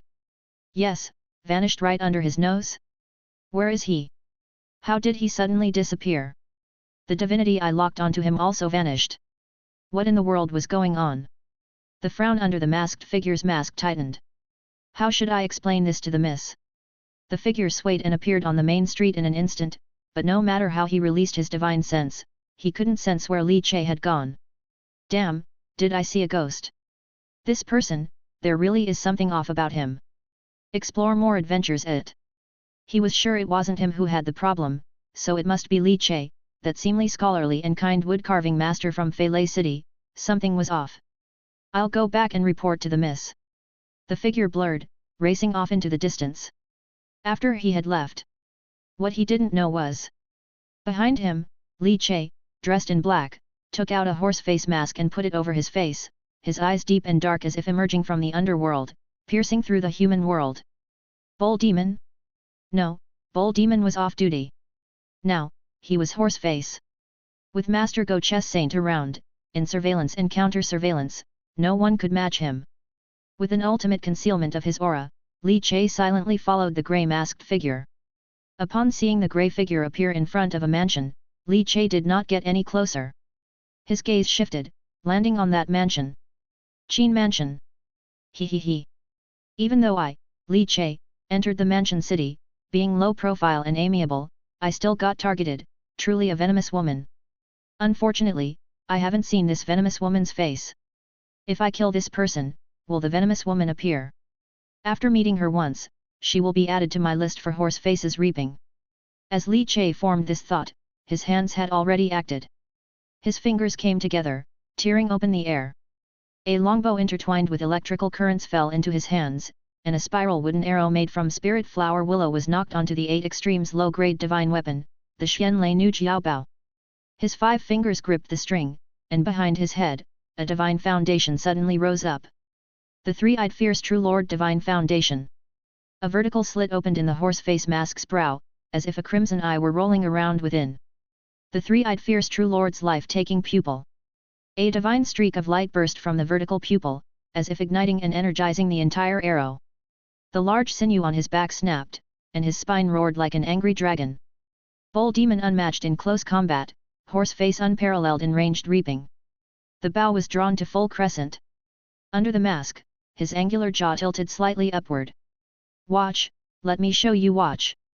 His fingers released. Boom. Ear-splitting as a rock breaking the sky, thunder and wind came to life, myriad of currents surged explosively, tearing apart the screen of spring rain. As if a furious dragon had its major tendon drawn out, it roared in anger. The grey-masked figure just preparing to enter Qin Mansion had his hairs stand on end, a divine foundation abruptly forming behind him. Who? This person turned out to be at the primary god base realm. But as the arrow shot towards him, the terrifying rank suppression, and a momentary glimpse of a tri-eyed deity emanating a lethal light from its vertical eye, filled him with such immense pressure that his own divinity was momentarily paralyzed. Just as he turned his head, he was horrifically and suddenly pierced through the brow nuan with the arrow. The powerful arrow, passing right through his skull, dragged along his body, pinioned before the gates of Qin Mansion. Qin Mansion. After a brief pause, a terrifying aura suddenly burst forth. Chapter 134, Dragon Tooth Bodhi, 100 Miles Soul Lock. The spring rain seemed to become agitated, evaporating due to the scorching heat and rising into a hazy mist. Lingering in the air, it left a trail as though an angry Jiaxie had thrashed about, leaving its traces behind. In front of the Qin Mansion gate, a terrifying divinity erupted like thunder, intertwining serpents of lightning writhed around, and an ice-cold death chi filled the air. The divine foundation cultivator wearing a grey mask was pierced through the forehead. The horrifying momentum carried by the arrow nailed him viciously to the vermilion door of Qin Mansion studded with copper nails. Blood blossomed from the back of his head like an exploding lotus. Only then did a subtle crack sound emerge. It was the sound of the grey mask breaking, splitting in two and sliding off onto the ground, revealing the pale face of a middle-aged man who had not seen the sun in many years. Fear from the moments before death still lingered in his eyes. Just one arrow. A cultivator in the primary god base realm, shot dead on the spot. Boom. The silence lasted but a moment. A dreadful aura suddenly rose from within the Qin Mansion. Presumptuous. The deafening voice, like a thunderclap falling upon the human world, a boulder smashing into a lake, created shockwaves that blasted from within the Qin Mansion, evaporating the swaying curtain of spring rain in an instant. Li Che, wearing a horse face mask, had just unleashed an arrow and immediately concealed his breath, pushing the slumbering dragon elephant of the dragon elephant Vajra Deo fruit to its limits. He transformed into a straight black line, merging with the rain curtain, hugging the wall as he made his escape. After switching through several alleys, he finally came to a stop, standing close against the wall, holding his breath, slowing even the rhythm of his heartbeat to the extreme. His eyes, heavy with solemnity, looked towards the sky above Qin Mansion, where an illusion vast as a mirage emerged, made from the condensation of divinity. Its mere presence made one feel suffocated. The illusory figure was clad in sorrow, wearing golden armor resembling gold dragon scales, with garments fluttering, and 4 muscular arms with veins like Jiaxie. Its body was also entwined with slender Jiaxie. The Jiaxie had 9 heads, twisting and winding around its body, with purple skin, and the intense worry divine nature swept forth like a storm, nearly scattering the spring rain falling from the sky. Divine Minister. Li Che's pupils slightly contracted, and his heartbeat steadied even more. That was the realm above divine foundation, divine minister. Viewing the temple god and taking on a divine form, as if a god had descended, wielding the power of deities, was the state of the divine minister. This was an extremely powerful realm. The Qin family had been a noble family in Mansion City for hundreds of years, a divine minister lineage. Not only did they possess the inheritance of a divine minister, but they also had a living diviner ancestor in residence. This was the foundation of a family. Li Chai's mind was already connected to the Chess Saint Dao fruit, preparing to use the power of the Flying Thunder Chess Saint to teleport away. Of course, that was predicated on him being exposed. Boom! The raindrops exploded, and a forceful, almost tangible divine sense swept across the street, much like radar scanning. Li Chai could even clearly feel the rainwater being invisibly twisted, forming a circular pattern of rising waves. This was the divine minister's divine sense, sweeping over a 10-mile-long street. However, as Li Chai sensed the divine sense sweeping over his body, he seemed to detect something and then it withdrew, scanning once more. Li Chai didn't move, remaining motionless as if fused with the wall. The divine sense swept away, returned, and then went away again. After about 5 or 6 breaths, the divine sense swept back. After going back and forth 4 or 5 times, it finally left. Li Chai couldn't help but feel speechless, this Golayadeng. However, Li Chai's spirits were also somewhat uplifted. After upgrading the dragon elephant Vajra to level 3, the slumbering dragon elephant's ability to conceal his breath barely managed to avoid a divine symbol cultivator's divine sense. This acknowledgement alone was a very satisfying gain from acting under the guise of horse face. As for the other gains, Li Chai remained standing still, partly to guard against the possibility of the Qin family's diviner ancestor launching a divine sense surprise attack and partly because he was using the heaven and earth chessboard ability of the Chess Saint Dao fruit. In his eyes, black lines seemed to dance, then interconnecting, forming a chessboard grid that spread downward. Using Li Chai's position as a chessboard stellar position, it immediately unfurled, encompassing the area in front of the Qin Mansion gate, as Li Chai had pulled a near perspective. He hadn't ventured inside Qin Mansion because the divine minister's divine majesty permeated the heavens and the earth. Li Chai didn't dare to intrude and observe directly. But this was enough.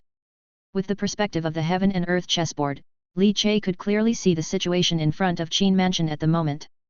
3 figures burst out from within the Qin Mansion at an extremely fast speed, their strong vital energy weaving and impacting in all directions. 2 men and 1 woman, among them 2 middle-aged men dressed in lavish silks, and the woman, a figure of elegance and beauty with an alluring frame. Li Chai's gaze instantly fixated on the woman. When the woman saw the man with the grey mask shot by an arrow, her face was already darkened like still water, her slender and fair fingers clenched into a fist, terrifying murderous intent weaving through the air. Li Chai, wearing the horse face mask, clung to the wall. His expression was unchanging.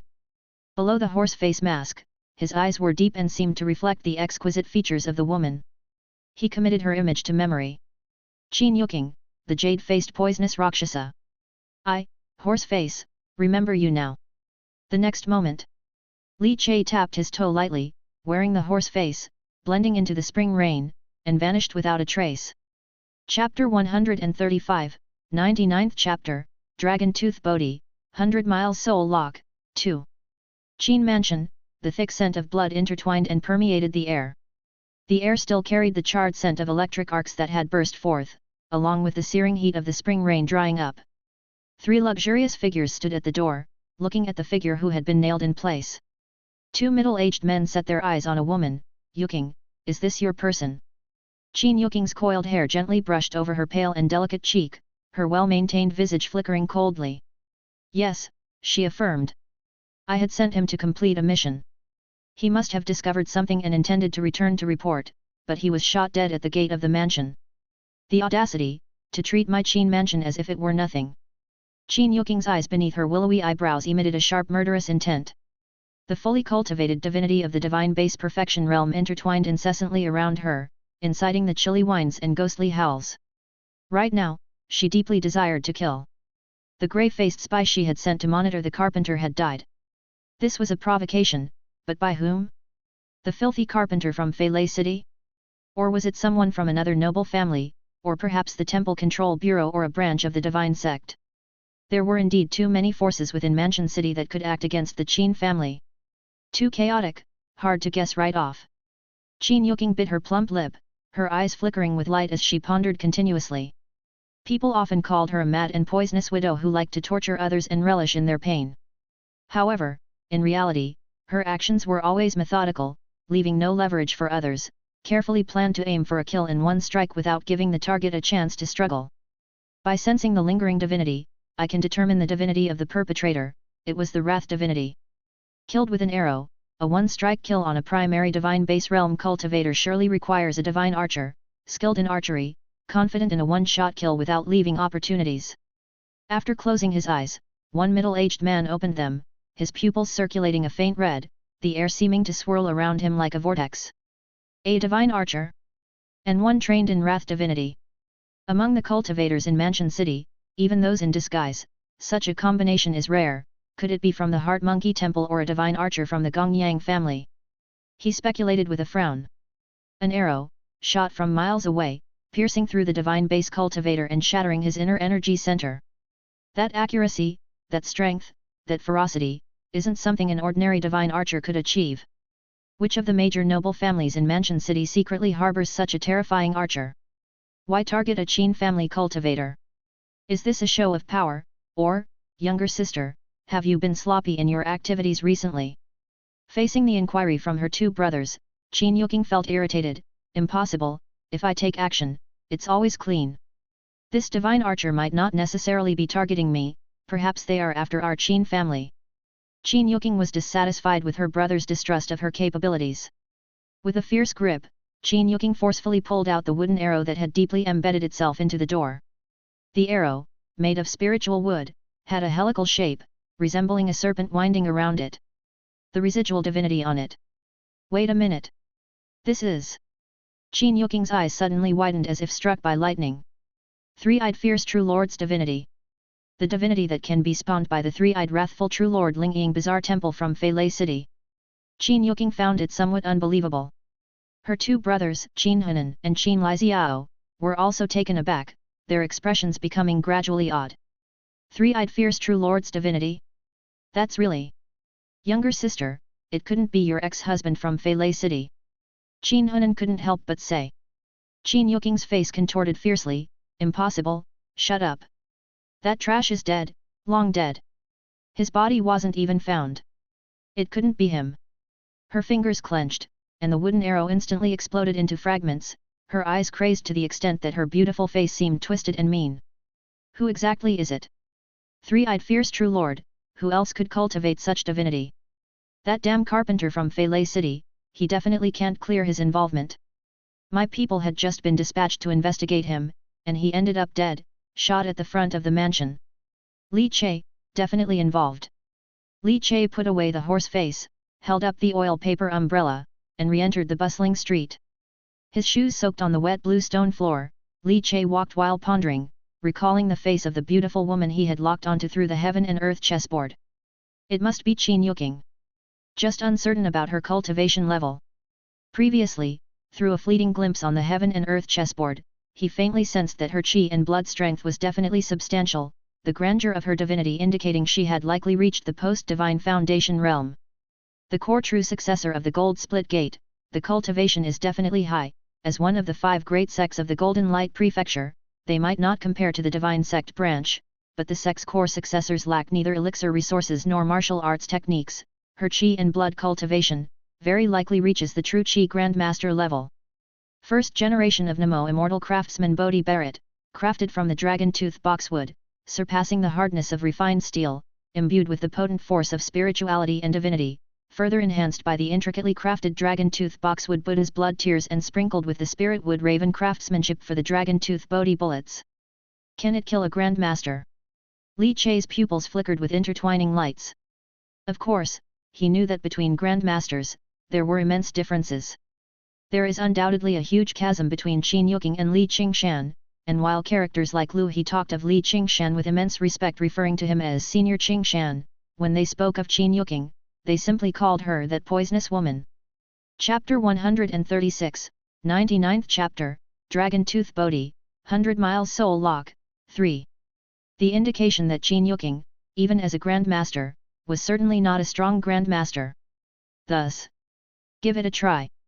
Best if she can be killed, if not, she should at least be subdued for a while. A wise person, knowing there is a grave threat lurking in the shadows, will undoubtedly act more cautiously and prudently, not daring to stir up trouble easily. Having just arrived in Mansion City, Li Che did not want to cause too much trouble. But in this life, as if on thin ice, Li Che had to be cautious, not fearing the thieves who steal, but fearing those who keep him in their thoughts. Qin Yuking. Such toxic fixation caused Li Che's hair to stand on end, breaking him in fear whenever he thought of his daughter facing a major calamity. Thus, for the sake of peace and tranquility, Li Che had no choice but to take the risk.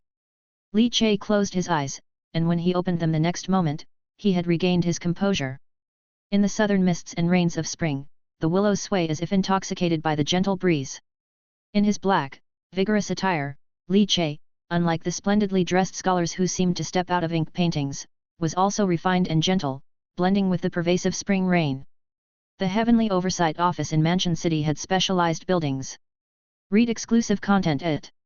Yesterday, Lu He and Hai Chuanying had informed him about the specific location of the Heavenly Oversight Office in Mansion City. In the misty rain, on the banks of a tributary of the Nine Dragons River, facing the spring breeze, stood a 9-story treasure pagoda with double eaves decorated with 8 treasures, the top of the tower adorned with 2 dragons clutching a pearl, its black tiles neatly and intricately laid out, and the spring rain gathered flowing down the edges like strands of jade beads. Li Che walked towards the Heavenly Oversight Office, to learn about the assessment requirements needed to become a guest official. Upon reaching the pavilion, he folded his umbrella, shaking off the water droplets. Li Che stored the oil paper umbrella into his Kyunkan space, then stepped into the pavilion. Contrary to what he expected from an imperial office, there weren't hurried figures or idle government officials, instead, it was filled with a dazzling array of flowing lights. Within frames crafted of transparent crystal and lined with silk satin, were displayed a wide array of items. Li Che's gaze swept across elixirs, weapons, divine wood carvings, and more. Categorized by wooden plagues, each neatly arranged. Li Che was astonished. This is the Heavenly Oversight Office, not a supermarket. Sir, is there anything specific you wish to purchase? A gentle voice came from the side, accompanied by a waft of fragrant breeze, prompting Li Che to turn his head and see a graceful young lady with skin white as jade and eyes that twinkled quietly, standing beside him. Li Che was taken aback, as he had entered the Heavenly Oversight Office without ever noticing when this woman had appeared. The woman looked at Li Che and smiled. The first floor of the Heavenly Oversight Office houses products of the 10th capital level. Of course, there are also commonplace items of inferior quality. Please state your needs, and I can assist you in evaluating them. Li Che shook his head, folding his hands in a traditional greeting. I am here to inquire about the assessment for becoming a Heavenly Oversight guest official. A trace of surprise crossed the woman's face. Before she could reply, a hearty laugh echoed through the area. Ha ha ha, Master Li has arrived? We've been waiting for you for quite some time. Dressed in official attire and wearing the badge of the Temple Control Bureau at his waist, Lu He approached with a smile. Having conversed with Li Che the day before, Lu He held Li Che in high regard. Despite coming from the small Flying Thunder City, his worldly manners impressed Lu He, bolstered further by Li Qingshan's recommendation, making his first impression excellent. The refined lady nodded to Lu He and asked, Guest Lu, won't you introduce us? Miss Shang Guan, this is Li Che, a wood-carving master from Feilei City, recommended by Elder Qing Shan and here to participate in the Heavenly Oversight Guest Official Assessment. Lu He elucidated Li Che's identity straightforwardly. I am Shang Guan Qinghong, it's my pleasure to meet you, Master Li. Recommended by Elder Qing Shan. The woman said with a smile. All right, Guest Lu, you can go on with your tasks. I heard you received a large order to carve a statue of the 8-armed Hell Lotus Furious Third Prince Temple God, quite a challenging task. I shall take over hosting Master Li, she continued with a smile. Lu He's expression stiffened slightly, and he shook his head helplessly, aware that Shang Guan Qinghong was favored because of Li Qingshan. He didn't mind, however. Turning to Li Che, he said, Master Li, I wish you success in your assessment. Let's go for drinks and a listen to music at Yunfang Boat some other time. Annoyed, Shang Guan Qinghong kicked Lu He lightly, and he left with a big laugh. Master Li, don't associate with him, that Yunfang Boat isn't a reputable place, Shang Guan Qinghong said soberly, looking at Li Che, her voice sweet once more. Li Che chuckled, his eyes twinkling. Shangguan, from one of the Golden Light Prefecture's 5 great clans, a member of the Shangguan family. Shangguan Qinghong led Li Che to a private room in the pavilion. A stove was boiling water, filling the room with the strong scent of tea. Master Li, please enjoy the tea. This dragon-ridge tea is grown with water from the 9 Dragons River, sweet to the taste yet fiery in the belly, as if a dragon is surging through the river, containing a touch of divinity, and an excellent flavor, she explained. Shangguan Qinghong had been reading and drinking tea in the room earlier and had gone to greet Li Che upon sensing his arrival. Today was her shift, and she found reading and drinking tea during her duty quite comfortable. Shangguan Qinghong was a formal staff member of the Heavenly Oversight Office, certified by the Imperial Court, unlike Lu He and Hai Chuanying, who had become guest officials through passing the assessment. Master Li comes from Feilei City. Shangguan Qinghong poured a cup of tea for Li Che, her slender fingers converging as she pushed the teacup towards him. Feilei City is hardly peaceful. I heard the city lord is heartless, gathering the blood of thousands of infants and seizing the divinity of thousands of wood carvers, sacrificing all the city's citizens in an attempt to elevate the mysterious temple to the level of the 9 luminaries. Luckily, Elder Qing Shan thwarted his schemes with a ramhorn hammer. Chapter 137, 99th Chapter, Dragon Tooth Bodhi, 100 Miles Soul Lock, 4. Master Li, it must have been quite an undertaking to come from Feilei City to Mansion City. Shangguan Qinghong glanced at Li Che. My daughter's spirit child divinity is pretty good. Revered Qing Shan took notice of her, and thus she left Feilei City ahead of schedule, which did spare her from a disaster, Li Che said with a smile. Shangguan Qinghong's face stiffened upon hearing this. Ah! Master Li has a child already. Li Che paused with his hand holding the teacup. He was already 22. Having a child. Wasn't that normal? Shangguan Qinghong's previously maintained posture relaxed abruptly, and she slumped into the Taishi chair like a roguish maiden. With a married man, there was no need to pretend any more. That's truly a pity, Shangguan Qinghong said as she pulled out various candied fruits, sunflower seeds, and jerkies from the drawer in the tea table and began eating without any reservation. What's the point of maintaining an image in front of a married man? It's not like he's going to marry her. Li Che. However, Shangguan Qinghong seemed more relaxed at the moment. The conversation between the two became more harmonious. Li, this is your examination token as well as your identity travel token. You can come to the Kintian Observatory tomorrow. The guest elder examination requires preparations in advance and needs the chief supervisor's approval and stamp to proceed. I will need to go and report this in a while. Shangguan Qinghong handed a wooden token to Li Che, which was surprisingly crafted from spiritual wood. Jade light flowed from his fingertips, and information immediately appeared before his eyes. Divine Weapon, Top Grade 10 Cities Kintian Observatory 3rd Class Token. Craftsmanship, crafted with 9th rank spiritual wood Nanli pine, can store divinity and inner chi, extremely sturdy, can be used as a brick, a symbol of identity. In charge, Kintian Observatory 3rd Class Guest Official and Imperial Astronomical Executive. Li Che examined the token, his eyes lighting up.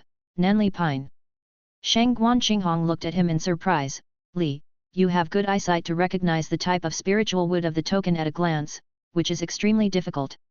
Once you pass the examination, you can input your own divinity or inner chi as a symbol of identity, she said. Li Che nodded and put away the token. After discussing the details of the examination with Li Che for a while, he said his goodbyes and left. Through the carved window, Shangguan Qinghong was cracking sunflower seeds, watching the black silhouette of Li Che, umbrella in hand, blending into the curtain of rain. Her gaze flickered. Snap, snap, in front of the Qin mansion gate, someone was assassinated. It couldn't be him, could it? I didn't sense any divine foundation divinity. His chi and blood cultivation is just a blood exchange, she thought. Killing someone in the primary god base realm with a single arrow? Snap, snap, it seems the vicious lady of the Qin family has kicked an iron plate. After leaving the Kintian Observatory, Li Che went to Fragrant Pavilion, packed up wine and dishes, stored them in his Kyunkan jade, and headed for home. All along the way, the spring rain trickled down, striking the oiled umbrella with a dull sound. Just as he arrived at the entrance to Listening Flowers Lane, Li Che took a step and the water on the ground instantly rippled, the chess Saint's Deo fruit in his chest throbbed and the heaven and earth chessboard unfolded. Within the crisscrossing grid of the chessboard, several auras rose up from the ground, shining like stars in his perception. 1. 2, 3. Suddenly there are 3 more watchers with grey faces. What a poisonous woman, Li Che said to himself without changing his expression, walking straight and poised into Listening Flowers Lane with his umbrella. 3 figures wearing grey masks, their eyes gloomy and breaths concealed, continued to follow their orders to track him. The next day, there was rain with the spring breeze. Li Che taught his wife Zhangya a more advanced sinew-transforming exercise, and with the help of pure heart divinity, he helped her sort out her body afterward. He also routinely taught XIXI martial arts, and after sorting out the divinity within her body to strengthen her physique, Li Che left the small yard. After leaving Listening Flowers Lane, the 3 monitoring presences reappeared. Li Che, unfazed, continued on his way to the Kintian Observatory with his umbrella. Under the watchful eyes of the 3 Qin Mansion grey-faced monitors, he entered the Kintian Observatory. The next moment, Li Che gripped the thunder chess piece in his hand, and as he stepped into the Kintian Observatory with his breath concealed, he vanished without a trace. In the workshop courtyard, the spring rain drizzled. It dampened many pieces of wood. Li Che sat on a chair, took out the dragon tooth body crafted from dragon tooth boxwood, and carefully polished the patterns on it. Once he finished the thorough polishing, Li Che tore through the air with his fingers, pulling out a horse-faced mask which he put on his face. Putting on the hat, he lowered the brim. Click! Along with the sound of metal friction and collision coming together, a slender gun barrel made from 7th-grade spirit wood dragon tooth boxwood was fitted into the body of the gun. Namo Immortal Craftsman Bodhi Barrett held slantwise in Li Che's hand, the only dragon tooth Bodhi pellet was pushed inside. Stay updated via. In an instant, a searing heat, a tumult as if a Jiao dragon was roaring, surged with pent-up power. Hundreds of miles away, ready to lock a soul. With a light tap of his toes, the horse-faced figure, like a silent ghost, merged into the pleasant drizzle of spring rain. Chapter 138, Commanded from 1,000 miles, Leave upon resolution. The deep winter had passed, and early spring had arrived. Spring rain gently persisted without end. The world was still accompanied by harsh cold. The accumulation of rainwater extracted the warmth between heaven and earth, bringing an icy chill accompanied by the spring breeze sweeping across the land, seemingly more bone-chilling than the thick snow of deep winter. Li Che, wearing a horse-face mask, had his qi and blood utterly subdued to silence, completely noiseless, his eyes deeply somber, rapidly flitting across the mansion city streets. His speed was extremely fast, each tap of his toes similar to a dragonfly skimming water, causing the puddles to ripple outward, smoothly launching forward, covering meters in an instant. He was running towards a direction away from the Qin mansion. The Namo Immortal Craftsman Bodhi Barrett was created by Li Che based on the concept of a sniper rifle from his previous life, roughly similar in concept, perhaps different in craftsmanship, but with Li Che's level 3 Dao Fruit Divine Craft and the analytical power of the 1,000 analyzing hands, he synchronized the production based on the power effect. The final showcased killing power should be quite similar. Namo Immortal Artisan Gatling is about covering with firepower, 1,000 turns per second. The latter, on the other hand, focuses on penetrative and explosive characteristics for killing. It could achieve long-distance sniping, and the range, much higher than the Immortal Artisan Gatling modified from the Wood Raven. Or to say, the two are not of the same conceptual machinery. Merged with the black attire and spring water, Li Che in the horse face became exceedingly calm, as if everything in the world was captured and listened to between his inhalations and exhalations. Everyone's character actually has many facets, usually showing the normal temperament, or the front-facing character to others. But many times, the character displayed alone and unseen is entirely different. Li Che felt he was just so. With the cute bull mask on, turning into the bull demon, he would become impulsive, unrestrained, and fearless. During killings, he would mostly use his martial cultivation, his body swelling, tendons snapping, mainly pushing forward with brute force. But with the horse face on, Li Che would become very calm, disliking head-on confrontations, preferring long-range killings instead. Archery, sniping and the like, suited him well. 100 miles soul lock, 1,000 miles command. This is the horse face. But in the end, both the ox demon and horse face are Li Che. Within his chest, the chess Saint Dao fruit continuously trembled, the heaven and earth chessboard expanded its network, endlessly spreading, gradually covering half of the Golden Light Prefecture City. Golden Light Prefecture City was too large, much larger compared to Feilei City. Immortal Work Barrett's range was very long, coupled with the Chess Saint Deo Fruit's Heaven and Earth chessboard targeting, basically eliminating the need for a scope. Therefore, Li Che could achieve long-distance strikes. Just one shot, whether successful or not, Li Che would end today's assassination.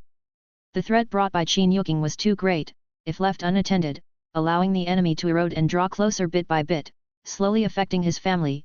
This was not what Li Che wished for. He specifically chose today because he had an arrangement with Shangguan Qinghong to attend the evaluation for the guest elder at Qintian Observatory today, which could create an alibi for his assassination. It is always necessary to be cautious. Being prudent is also a beautiful trait. Tap. With a step, Li Che's elongated figure suddenly came to a stop, no longer advancing, the surrounding spring rain swayed, the spring breeze biting. Icy raindrops pattered dully on his hat. The eyes beneath the horse face mask, however, burst forth with brilliant light. Glancing around, at this moment, he was located somewhere in the outer city of Golden Light Prefecture City, approximately tens of miles from the Qin Mansion.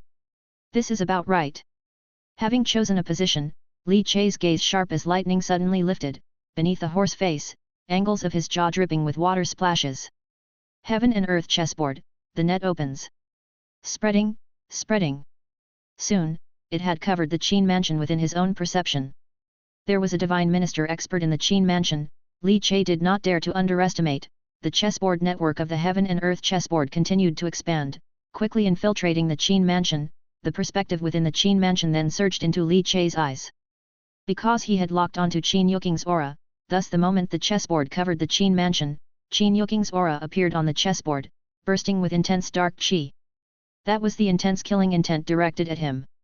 Li Che's eyebrows beneath the mask slightly raised. What a venomous woman, to harbor such intense intent to kill me. Li Che admitted to himself that this venomous woman most likely had no evidence that he had killed her son Cao Qing Yuan. On the surface, Li Che was a wood-carving master who came from Feilei City, gentle and amiable, getting along well with others, but this venomous woman, without any evidence, still harbored such intense intent to kill an honest person. Most likely because he came from Feilei City. Just for that reason, she wanted to kill him. If that isn't a venomous woman, what is? Li Che's heart sank, and his killing intent also spilled forth, no longer hesitating. Lifting the immortal work barret in his hands, its engraved interwoven lines capable of harboring divinity and qi, was a feature of the dragon tooth boxwood, a 7th-grade spiritual wood, surely extraordinary. All around was eerily quiet. Li Che stood on the black-tiled rooftop, spreading his stance wide, then lifting the mechanism. Slightly raising the arc, under the targeting of the Heaven and Earth chessboard, slowly aiming. Looking at the dense dark qi from Qin Yuqing's aura within the Heaven and Earth chessboard. Beneath the horse face mask, Li Che remained expressionless. Horse face, 100 miles soul lock. 1000 miles command. Boom. Li Che's body suddenly swelled up, though not fully initiating the Vajra dragon elephant, only swelling his body slightly. His robust qi was all injected into the immortal work barret. Chapter 139, Commanding from 1,000 miles away, dusting off after the job is done, 2. The crimson glow came alive in an instant, beginning to intertwine and spread, swirling as if it were charging up, all converging into the barrel of the gun. Behind Li Che, the divine foundation of the three-eyed fierce true lord suddenly emerged. And to ensure the accuracy of the assassination, Li Che's mind stirred. Within the chessboard, a dark temple god divinity chess piece suddenly appeared in front of Li Che and exploded with a bang, merging into the dragon tooth Bodhi within the barrel. The momentum climbed steadily. The rain in the sky twisted entirely. Suddenly, the world fell silent. Li Che could only hear the sound of his own breathing through the mask. Namo Immortal Artisan! Burst! Li Che forcefully pulled the trigger. Instantly. Like a divine thread twisted taut, suddenly snapping, the dam holding back river floods was unleashed. Boom! An earth-shaking explosion burst forth from the intensely crimson mechanism gripped by Li Che. A tremendously powerful shockwave instantly swept up countless droplets of the spring rain, radiating outwards in concentric circles, the invisible energy ripples like a lotus of rainwater blooming behind Li Che. The black tiles on the house below him shattered, propelled by the terrifying vibrational force, breaking even further into countless fragments. An extreme whirlwind suddenly swept up, pressing Li Che's clothes tightly against his muscular body, perfecting the outline of his formidable muscles. Bang! Under the counterforce, Li Che took a step back and stomped down hard. As if a roar akin to a dragon's chant burst forth from the barrel. The scorching light, like a sinuous jiaishe, was like a startling thunder from behind the clouds. The explosion couldn't even commence, a stream of scorching light engulfed rolling waves of air, twisting and shattering the spring rain, creating a void in the air. It swept across the skies of Golden Light Prefecture City. Li Che, despite being dozens of miles away when he shot the Bodhi Dragon Tooth, didn't bother to check if the shot could hit or kill Qin Yuking. He then removed the horse-faced mask, completely hid his presence, and put away the Nemo Immortal Craftsman Bodhi Barrett. A white chess piece like jade floated in his palm. With a clench of his fingers. Qin Mansion. Qin Yuking sat regally, her full figure tightly outlined by her clothing, traces of her smooth skin marked under the fabric. She was pondering who had killed her grey-faced spy. Her first suspicion fell on Li Che, the woodcarver from Feilei City, whose guilt seemed substantial. After all, her spy was tasked to surveil Li Che but had inexplicably run back to report to her and was shot dead at the entrance of Qin Mansion. However, she did not rule out the Gongyang family, since the Gongyang family's wrathful giant spirit god also belonged to the lineage of wrath divinity, and there had been discord between the Qin family and Gongyang family. Moreover, Qin Yuking herself had secretly dispatched several collateral members of the Gongyang family, tormenting them to death. So, the Gongyang family indeed had motives. Additionally, the monks of the Heart Monkey Temple also had reasons. With a rub of her temples, Qin Yuking genuinely felt a headache. Divine Archer. Three-eyed fierce true Lord Divinity. Could it be? Cao Guang, that waste, is actually not dead. Qin Yuking's slender eyes slightly opened, a flicker of sharpness twinkling within. Could it be someone from the Divine Sect branch acted? Three-eyed fierce true Lord, the main gate of Yun Province's Qianyuan Divine Sect authentically suppresses such a mysterious temple, and the temple god within, it seems, is indeed tri-eyed. Yet, the possibility is exceedingly low. Lazily stretching, Qin Yuking looked at the human-height bronze mirror, seeing her voluptuous and beautiful self still radiant in the mirror, her red lips involuntarily curling into a slight smile. She was still so beautiful, even though she had given birth to children, she remained a splendid flower. Initially, how did she blind herself to fall for Cao Guang, that useless man from Feilei City? Besides a handsome face, what did he have? Back then, she was completely infatuated with him and bore him a son. As a result, now in Golden Light Prefecture City, she no longer held any value for marrying into other families, had it not been for her considerable talent and excellent skills, becoming a true successor of the Gold Split Gate. How could she have her current status? Although she was called the jade-faced poisonous Rakshasa, wasn't this, in a way, a form of respect? What a pity for my son. Thinking of her son, Qin Yuking's heart ached a little, as mothers always see their sons as treasures in their palms. Don't worry, my child, mother won't let you die in vain, your body has been sent to the corpse god cult, and you will be revived in another way. Mother will avenge you, unable to find the murderer. Anyone from Feilei City has a motive, they are all murderers. Mother will kill them all for you. Qin Yuking closed her eyes. Her heart mourned silently, yet her killing intent was overwhelming. Suddenly. Chapter 140, Thousands of Miles to Capture, Dusting Off After Success, 3. As a true Qi Grandmaster who had just made a breakthrough, Qin Yuking had exceptional eyesight, and she saw a streak of radiance shoot toward her, causing the air to ripple with shallow waves. As it approached her with a swooping force, clusters of white gas exploded in the surroundings. The explosion had not yet sounded, but the radiance had already arrived. Too fast. In the time it took for Qin Yuking's pale eyelids to close and open, the streak of radiance had already entered the small courtyard of the Qin mansion. It led to a huge commotion. Boom! Inside the Qin mansion, the Divine Minister Ancestor, who had just settled back into silence, immediately sensed this terrifying streak of radiance. Countless divinity surged like the waves of a great river exploding. But, this streak of radiance was too fast. It took only a blink of an eye. As the radiance invaded the courtyard, it tore through the sound barrier with a speed akin to breaking through space. It shot toward Qin Yuking, who stood elegantly in front of the mirror, admiring her beauty. What is this? What is it? Qin Yuking's hair stood on end as her sixth sense, honed from her recent advancement to Grandmaster, alerted her to an unprecedented danger. She almost instinctively stirred her own blood energy. Behind her, a divine base with an exceptionally large radius suddenly floated up near her head, resembling a jade disc and emitting a ghostly wailing. Divinity and blood energy were both activated by her at this moment. But it seemed she only had time to do just that. The crimson streak of radiance was already before her eyes. Qin Yuking's gaze froze as she stared at the true nature of the thing that shed its radiance, revealing itself. It was a tear, a crimson tear that resembled tiger ember. Made of spiritual wood, it was engraved with all sorts of fine patterns that tested the skill and craftsmanship of the carver, almost godlike in fashion. These patterns were filled with divinity. When it came within 10 steps of her, the divinity erupted from it. A terrible rank oppression descended upon her like a mountain, making her unable to mobilize her divinity and causing her blood energy to stiffen. This is Temple God Divinity. Someone wants to kill me.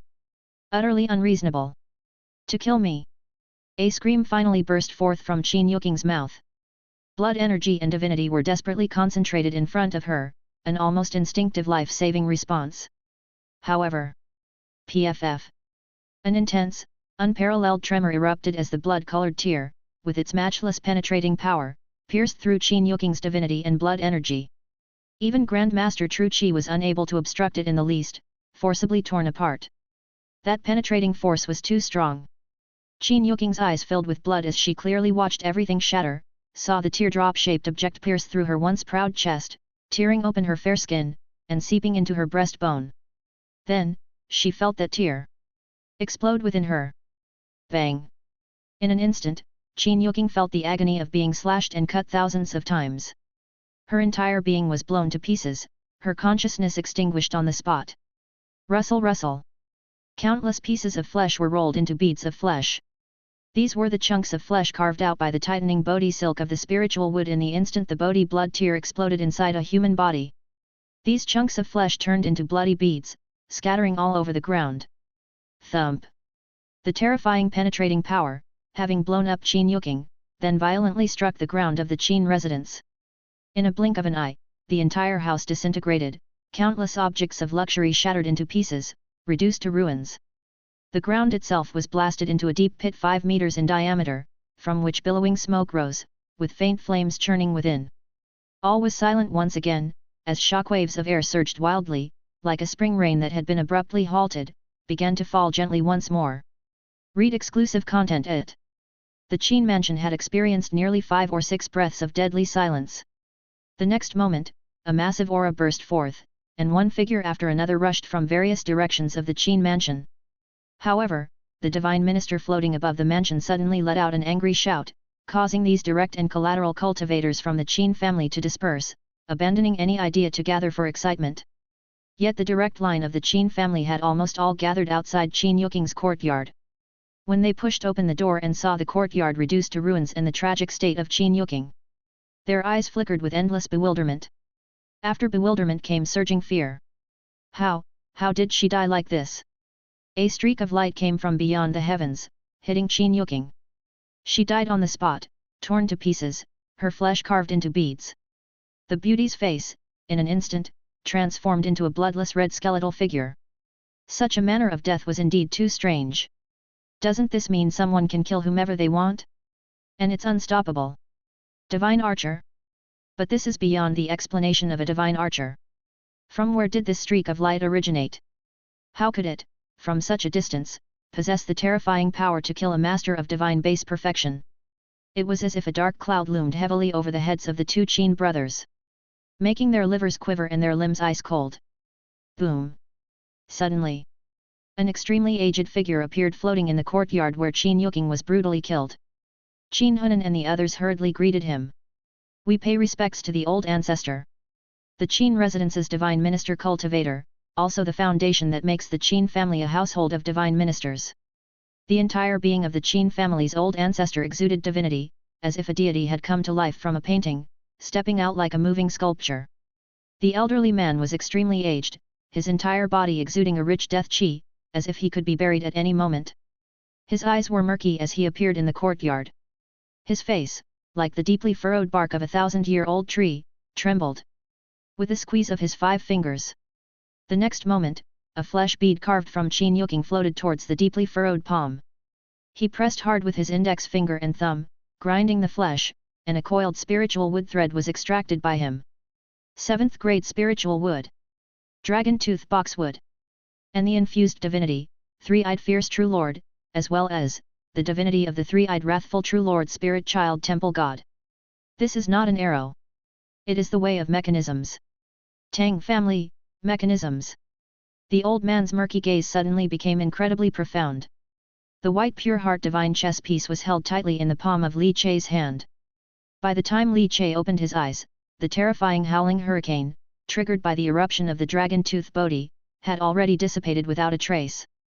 Everything had returned to calm. He did not know whether the Bodhi dragon tooth had successfully assassinated Qin Yuking. A true sniper never looks back at the outcome. The stirring spring rain was blocked out. The warmth of the charcoal burner filled the eaves of the loft building.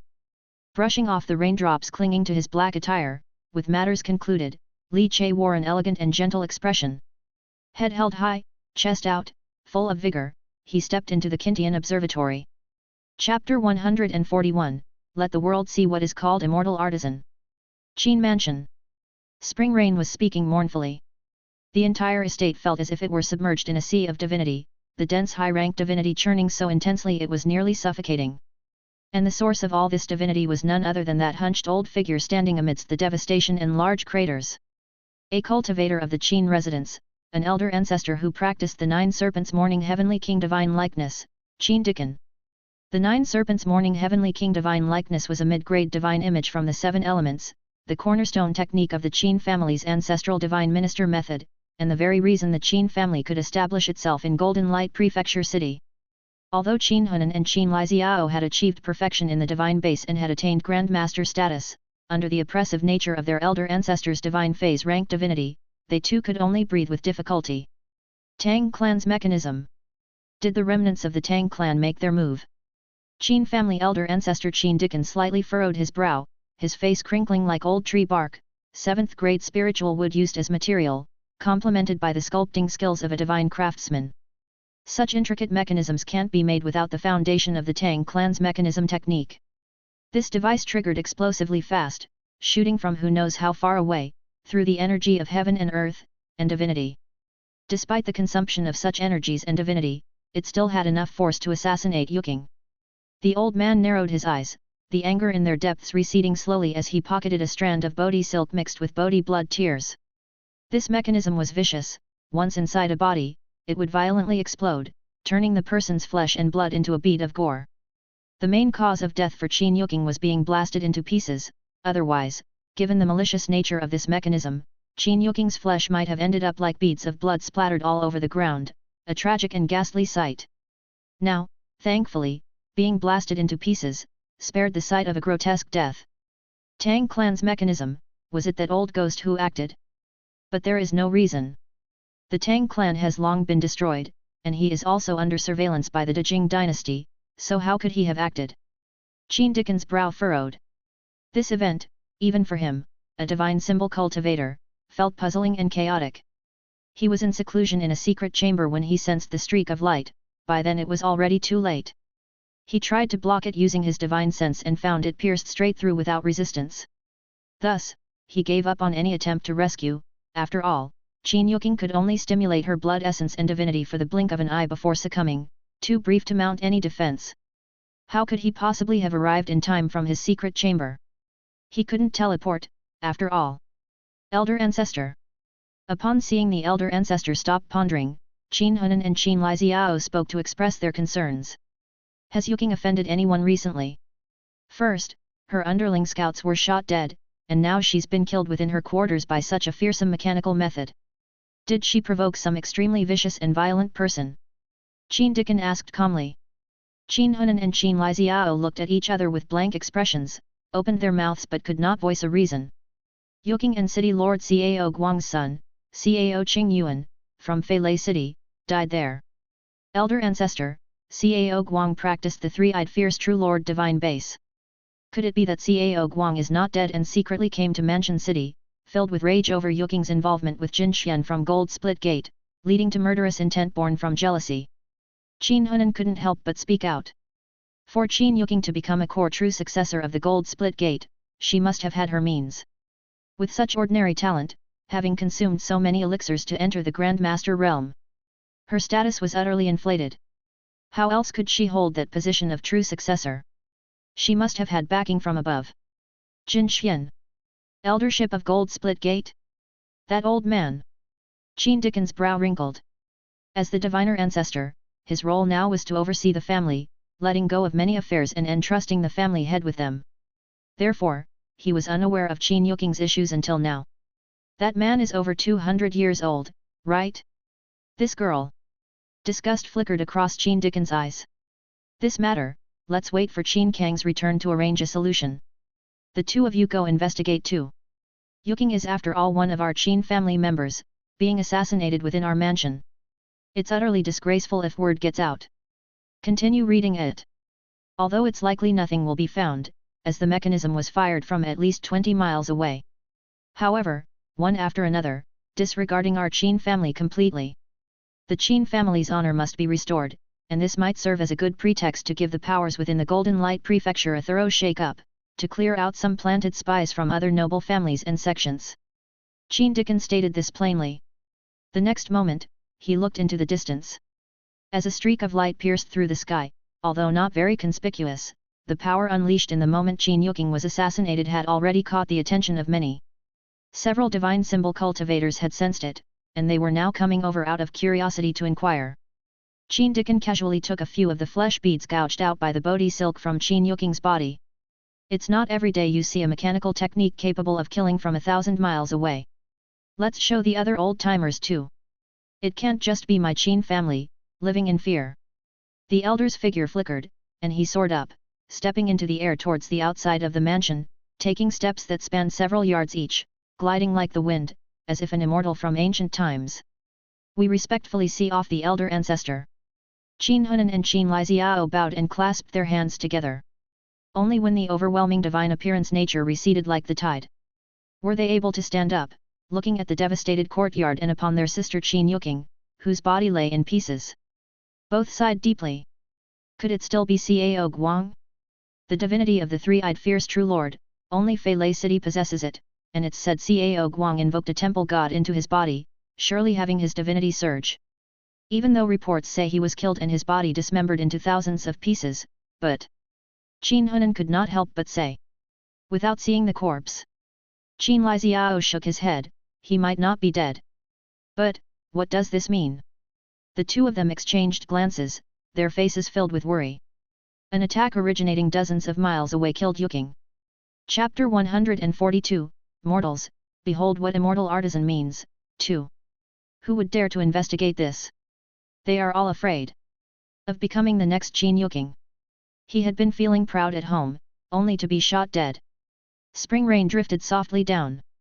Inside the pavilion, the warmth from the furnace dispelled the chilly spring air.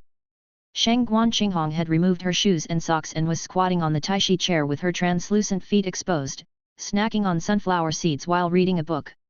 Her beautiful eyebrows furrowed together, a look of thirst for knowledge evident on her pretty face. Her eyes unmoved, her fingers adeptly found the seeds. With a cracking sound and a nimble tongue, she skillfully separated the husk from the seed. Li Che had entered the Kintian Observatory treasure building. The warm atmosphere made everyone feel lazily at ease. His eyes narrowed slightly, with no trace of the tension and unease that had accompanied the assassination he had just carried out. He sighed when he realized no one had come to receive him. Hesitating slightly, he went directly to the private box and saw Shang Guan Qinghong, who looked as if she were skimming through the water.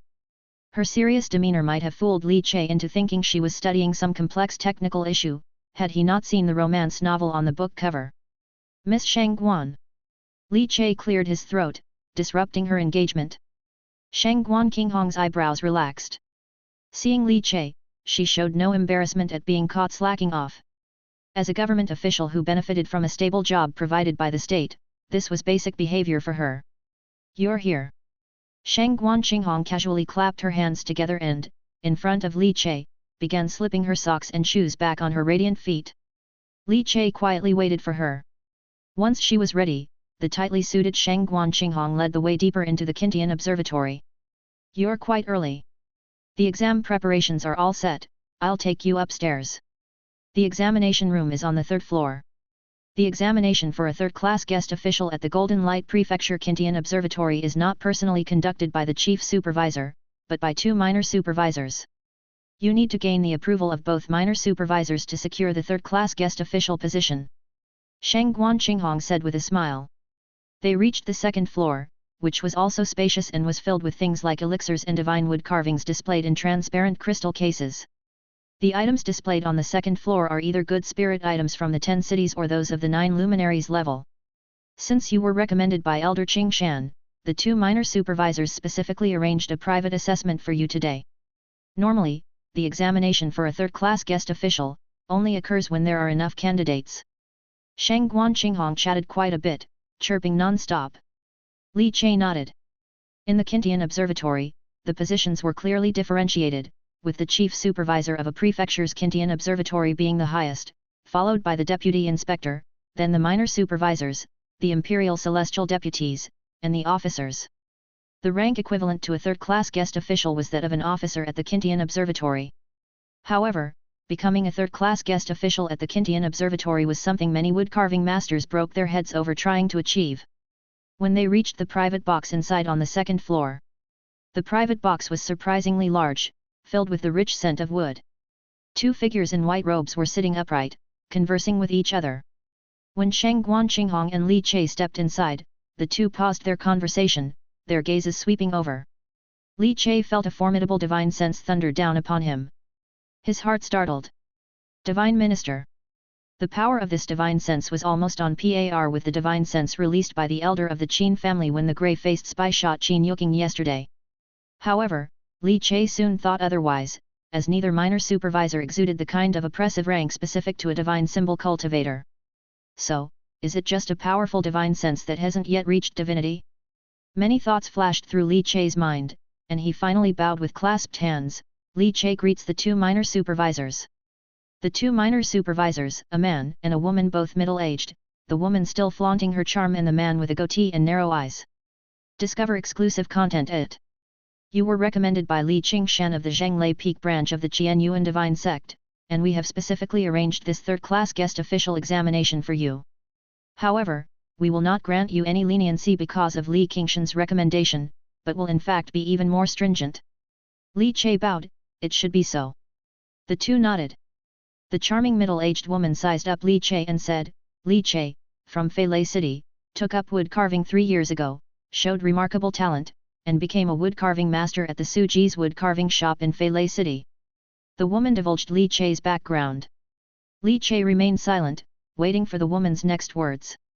Sheng Guanqinghong moved a stool to the corner, took out another handful of sunflower seeds from her pocket, and watched Li Che's assessment while snacking. The background is very clean, now show us your vitality and divine cultivation. Another middle-aged man in a white robe spoke. Li Che stood up, clenched his fist, and his vigor surged as he revealed his apparent 3 transfers of blood change martial cultivation. Regarding divinity, he displayed the Su family's Suansi Lu sword divine art, at the nature nourishing like a stream level. The middle-aged man held a fine brush, his brow slightly furrowed as he lightly wrote on white paper, 3 transfers of blood change, nature nourishing like a stream. Cultivation is somewhat weak, barely qualifies for a third-class guest official examination. Most third-class guest officials are of divine base cultivation. However, the guest official examination focuses more on skill, and there are indeed guest officials who are not of divine base but still qualify. Master Li, please prepare, the examination will begin. You applied for the third-class wood carving master guest official examination, which consists of only 1 part. The middle-aged man stroked his goatee, the Qunkan jade at his waist guided with a swift motion, emitting a flickering light. Chapter 143, Mortals, Behold what Immortal Artisan Means, 3. A wood carving half the size of a person was suddenly placed upon the desk. Carved from spiritual wood with rough lines, the chisel's pattern was rather crude, merely outlining the overall shape. One could vaguely discern that the wood carving depicted a child, though rough and simplistic, the form was faintly recognizable. Barefooted, stepping on fierce dragons and snakes, eyes filled with fury, a child with 4 arms rising from its back, wearing a red bib, red silk fluttering, one hand clutching a jade cleansing bottle, another a jade ruhi, one a necklace, and another holding a short spear. Because the lines were only a preliminary sketch, they appeared very raw, but there was already a brimming essence of divinity lingering within. Li Che's gaze was instantly captivated. This is a divine wood carving with only 30% completion. Master Li shall continue the carving for 3 hours, and when the time is up, cease carving. The completion of Master Li's work will be used for evaluation. The middle-aged beautiful woman, a minor supervisor, spoke. This is the four-armed angry third prince divine wood carving, originally the statue of the eight-armed prison lotus furious third prince from the 4 royal mysterious temples outside the city wall. The divinity contained in the waters of the 9 dragons river that flows through Mansion City is diluted from the temple god divinity of this third prince temple, and it serves as the divine vein for the cultivation of divine cultivators of Golden Light Prefecture City. Once the statue of the 4-armed angry third prince is completed, it can provoke the waves of the 9 dragons river. Although Master Li is to continue the work, if he can stir the waves, consider the assessment a success, the bearded supervisor said indifferently. As his words fell, whether it was the beautiful woman or Shangguan Qinghong who was cracking melon seeds in the corner, their actions momentarily froze. Gongyang minor supervisor. Since when does the continuation carving test for a third-class guest official require stirring the waters of the 9 dragons river? The beautiful woman's brow furrowed slightly, showing a touch of displeasure. The bearded middle-aged minor supervisor, however, smiled. Gong Yunli minor supervisor, after all, this man comes recommended by Li Qingshan. If he can't even stir up the waters of the 9 dragons river, wouldn't that mean Li Qingshan is here to make a mockery of us? Moreover, my evaluation standard is within the range, isn't it? This divine wood carving is already 30% complete, if he can continue carving to 70%, it should suffice to stir the waters. If he can't even accomplish a 40% continuation, our threshold for a guest official at the Kintian Observatory isn't that low. His casual words lingered in the room. The beautiful woman's eyebrows knitted even more, but she said nothing more. Shangguan Qinghong, sitting in the corner, looked at Li Che with a hint of sympathy, muttering to himself, Senior Qingshan's recommendation indeed provided a shortcut, but it means the supervisor's demands will be even more stringent. It requires true skill and knowledge. Does Master Li possess the real talent and knowledge after becoming a wood-carving master in just 3 years? The room gradually quieted down, and Gong Yunli no longer spoke. The minor supervisor is right, I'm willing to give it a try, Li Che said, a blend of grace and affability on his face as he bowed with clasped hands. The beautiful woman's demeanor softened considerably, and her eyes shone with appreciation as she looked at Li Che. Such elegance, such amiability, truly the makings of a wood-carving master. Composed and unperturbed, indeed the temperament for a master. Gongyang Liancheng stroked his beard, his eyes sparkling, and he laughed, then let us begin. Enjoy more content from. Li Che bowed with clasped hands. He then walked over to the wood carving, embraced it with both hands, transferring the flow of his vital energy, and moved the half-person high carving onto the carving table. The table was fully equipped with chisels of extremely high quality, far surpassing those owned by Li Che himself. Taking a deep breath to calm his mind, Li Che began to carefully examine the 4-armed angry third prince. Although it was a simplified version of the temple deity's statue, it possessed a unique significance. The carving was already 30% complete. According to Gongyang minor supervisor, he needed to continue until 70% to invoke the temple god divinity within the waters of the 9 dragons river and cause the waves to stir. The Kintian Observatory treasure building was located beside a tributary of the 9 dragons river that ran through the Golden Light Prefecture, built facing the river. Looking out through the carved wooden windows of the treasure tower, one could see the serene river surface. To continue carving is to finish the work upon the original carving. Actually, conditions were set because the techniques and skills used by the original carver would impact the final product. One must connect seamlessly to the original artist's craft, otherwise, the disconnection would be too severe, making it impossible to consider it a divine wood carving. For Li Che, this was not an issue at all. Li Che needed to consider the issue of completion. To what degree? Hide his skill? No, Li Che shook his head. He didn't need to hide his skill in this assessment for the position of guest elder. Having just arrived in Mansion City, Li Che's family required the backing of a powerful entity, at least until XIXI was admitted to the divine sect. They needed to find another strong foundation to count on, especially since they had offended the Qin mansion and had previously laid hands on Qin Yuking. If Qin Yuking were to die, the Qin mansion would certainly be furious. Although Li Che was confident he had left no trace behind and it would be difficult for anyone to connect the dots from dozens of miles away. However, to play it safe, he must pull some strings and establish connections to secure a footing in Mansion City. Li Qingshan could be a solid backing, but he was not currently in Mansion City and hence the face of the divine sect was not enough. Therefore, it's likely that Li Qingshan had recommended him for the position at the Qintian Observatory also with this consideration in mind. An idea suddenly struck Li Chai's mind, and he chose not to conceal his own skills any longer. Proto-divine power, 1000 analyzing hands. With jade-like fluidity, Li Chai's hand gently brushed across the wood carving, and information about the carving flooded into his mind. The carver's skills, the angle of the carving knife, the force applied, the style of cutting, and so on, all streamed into his consciousness. When he opened his eyes, an invisible surge of air howled forth from within the building. Li Chai's demeanor completely transformed, his eyes turned cold and detached.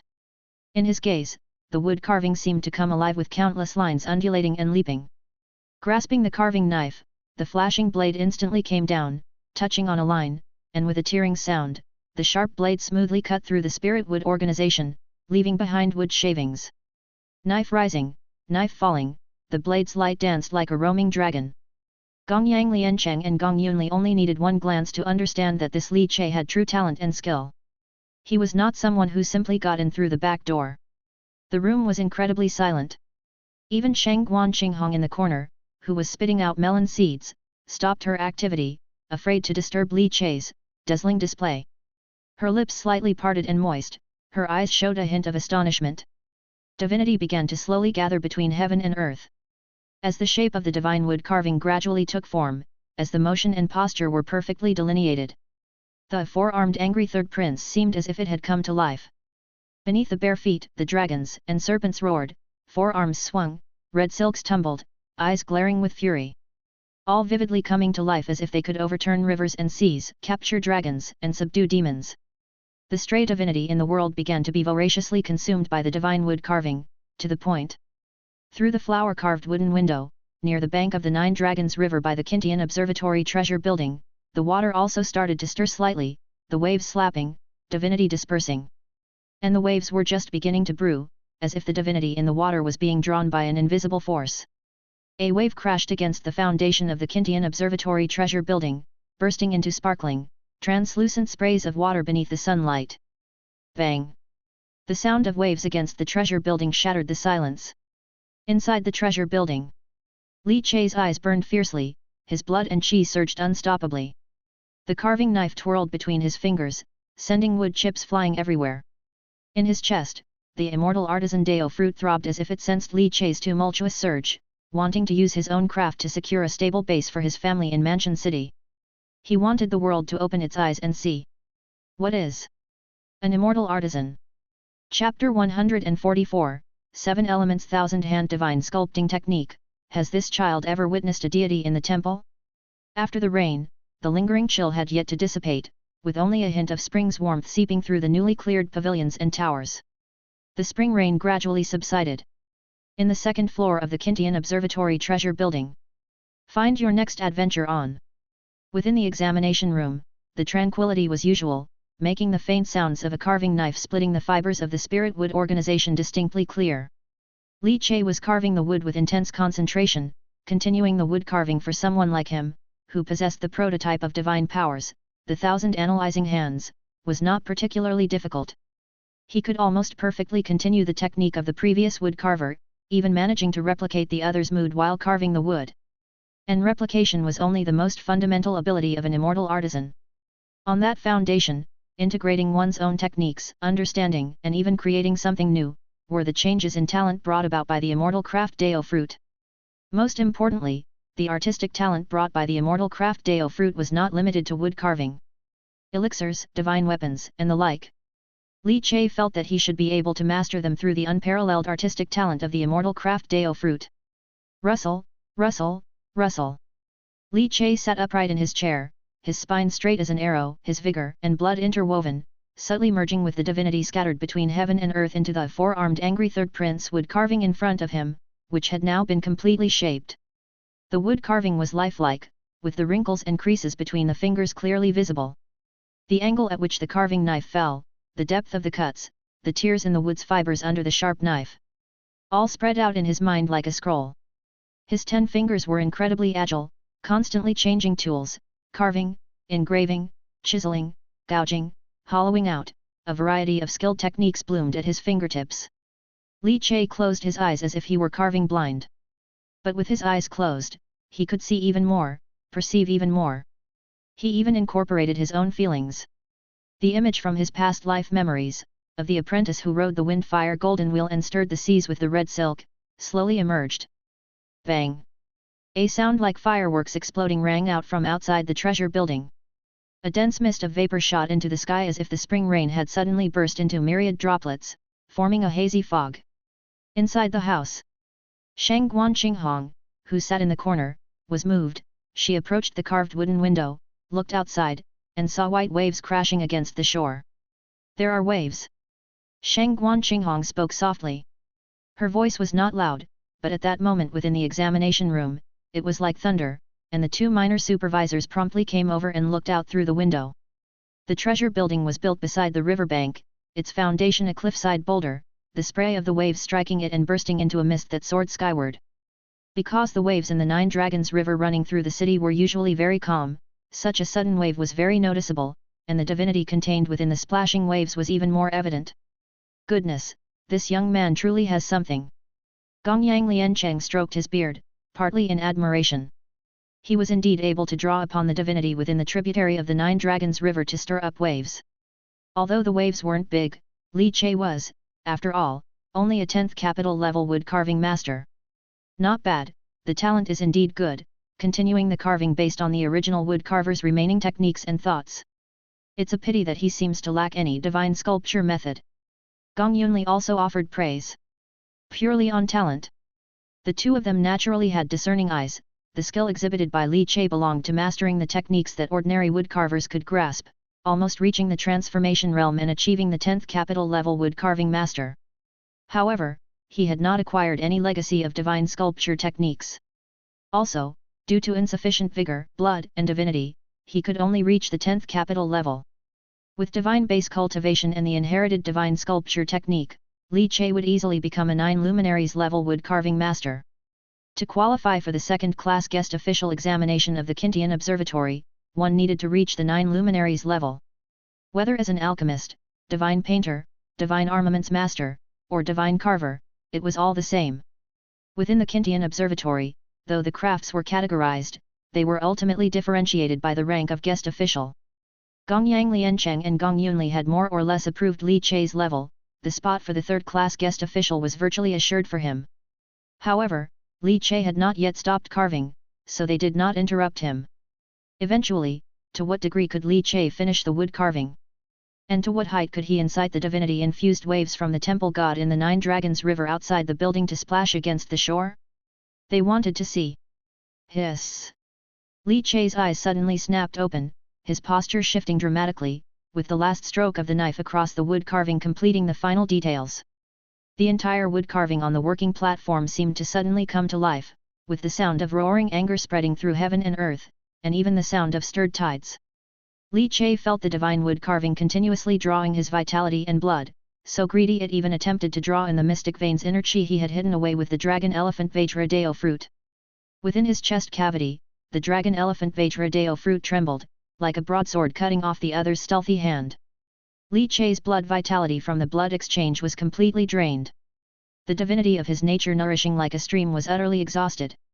Li Che staggered back several steps, sweat pouring from his body, looking extremely exhausted and drained of physical strength.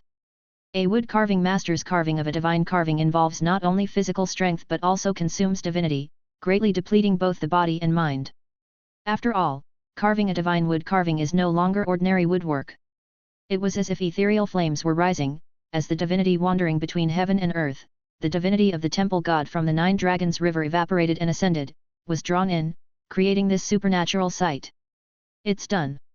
Within the room, Gongyang Liancheng and Gong Yunli's eyes suddenly brightened. In an instant, they appeared beside the carved wooden window, their gazes falling outside toward the Nine Dragons River, which had calmed down. Chapter 145, 7 Elements Thousand Hand Divine Carving Technique. Has this child visited a temple and seen a deity? 2. Spring rain drizzled, the river surface was smooth, without a ripple. The two were stunned, no waves. Shangguan Qinghong also popped out ahead. That shouldn't be.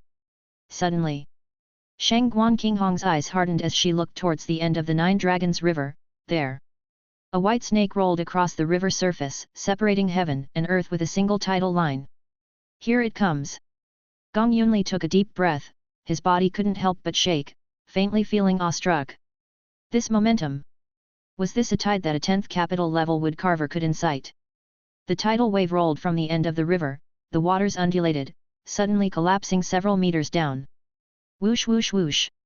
Accompanied by a sound of fury, as if thousands of horses were thundering forward.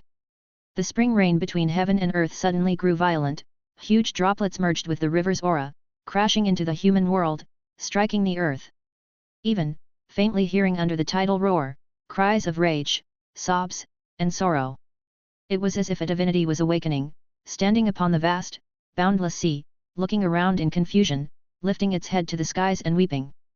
Whose divine tears, transformed into millennia of furious waves. Bang! The waves fiercely slammed upon the cliffs below the Kintian Observatory treasure building at the Nine Dragons River bank. Boom, boom, boom. The three standing before the carved wooden window saw the white waves soaring high, even leaping over the height of the window, pouring down in front of them like a curtain of waterfall. Quiet, silent. There was, too, a measure of shock. An intense divinity, along with the overflowing tidal waves, spread throughout heaven and earth, its concentration nearly 40 to 50% higher than usual. Gongyang Liancheng was the first to react, his expression slightly changed, divine sense fluctuated, and behind him emerged a divine foundation, the light flowing, vaguely reflecting a blurred divine minister wanting to manifest from the divine foundation. With a fierce wave of his hand, the rich divinity engulfing the entire building was pushed aside, yet the divinity in the tidal wave continued relentlessly, as if evaporated by scorching heat. Gong Yunli also joined in the suppression. The two minor supervisors from the Kintian Observatory worked together, barely suppressing this boiling divinity. It was mainly because the temple god's divine hierarchy was too high. Shangguan Qinghong's fair and lovely face was flushed. Li Che gasped for breath, his face slightly pale, looking excessively strained, he stepped back twice. He took a long breath out. Was that, the temple god divinity merged into the river water? That temple god divinity of the eight-armed prison lotus furious third crown prince? The tug of war continued briefly, the tidal wave calmed, and the divinity also re-merged into the river waves, everything returning to peace. Gong Yunli and Gongyang Liancheng breathed a long sigh of relief. It was almost an examination accident. The two returned to the wood carving, revealing an intrigued look in their eyes. How much? 70%? Definitely more, 90%? To incite such a huge wave and rile up the temple god divinity in the river to such tumult, even if the examiner himself did the carving, it might not be possible. Gong Yunli couldn't help but speak. Their gaze fell on the wood carving sculpted by Li Che, but they saw nothing special about it. Yet why could it incite such a tide? A 10th city's level divine wood carving, how could there be such a divine resonance? The two fell into deep thought, but soon they stopped pondering further. Master Li, congratulations, you have passed the third-class guest official examination, Gong Yunli said, her long eyelashes fluttering slightly, her eyes somewhat eager. Give me your identity token, and I'll activate the divinity within it, then you can infuse your own divinity or vital essence, and it will serve as your credential of a third-class guest official. Li Che took out the token and handed it to Gong Yunli. Gong Yunli took it, a thread of divinity flickered in her palm before dissipating, then she returned it to Li Che. Li Che felt that the small temple pattern on the token had become more lifelike. All right, guest official Li, starting today, you are a member of our heavenly oversight guest officials, entitled to service benefits, and with this guest official token, you can buy resources inside the Kintian Observatory with a 20% discount, Gong Yunli gently smiled. Furthermore, as a third-class divine carver, you may receive a copy of the Great Scenic Heavenly 7 Elements Thousand Hand Divine Carving Technique, upper volume, which must not be disclosed or transmitted. Additionally, you can also accept divine wood carving tasks from the Kintian Observatory, with rewards from the task. The Kintian Observatory only takes a 20% share, Gong Yunli continued. As for other benefits and treatments, let Shangguan Heavenly Censor tell you in detail later. Upon hearing these words, Li Che nodded. We will take this wood carving. Guest official Li, looking forward to the day you become a second-class guest official, Gong Yunli smiled gently at Li Che. Then she and Gong Yang Liancheng left with the wood carving sculpted by Li Che. Shang Guan Qinghong's face remained red and flushed, the blush on her tender skin lingering for a long while. Li Che glanced at her oddly, red-faced from watching the waves. Miss Shang Guan, you are remarkable. It's as if you have an allergy to divinity. Congratulations, guest official Li, from now on, you and I are colleagues, Shang Guan Qinghong said with a grin, her face as red as Guan Gong. Shang Guan Qinghong accompanied Li Che out of the second-floor examination room. Along the way, she informed Li Che about the benefits and advantages of becoming a third-class guest official. The two returned to the first floor, where Lu He and Hai Chuanying were already waiting, evidently aware of Li Che's examination today and awaiting the results. When they saw the token tied around Li Che's waist, both couldn't help but smile. Congratulations, Li, on becoming a Kintian Observatory guest official, please look after us from now on, the two greeted with a bow, and Li Che returned the greeting. Ha ha ha. With a recommendation from Elder Qing Shan, how could you possibly fail to become a guest official, Li? Tonight, let's head to Yunfang Boat to celebrate for you. Chapter 146, Chapter 7 Elements Thousand Hand Divine Carving Technique, has this child entered the temple to observe the divine? 3. Lu He was very enthusiastic, and he excelled at visiting the pleasure districts and listening to music. Moreover, as a guest official of the Kintian Observatory, visiting the pleasure districts and listening to music was just the most basic business skill. Shang Guan Qinghong kicked Lu He, don't lead Li astray. After all, Li is a family man. Ha ha ha, just joking, just joking. By the way, I have some good news to share with brother Li. Lu He laughed and then looked at Li Che, saying, just on the way here.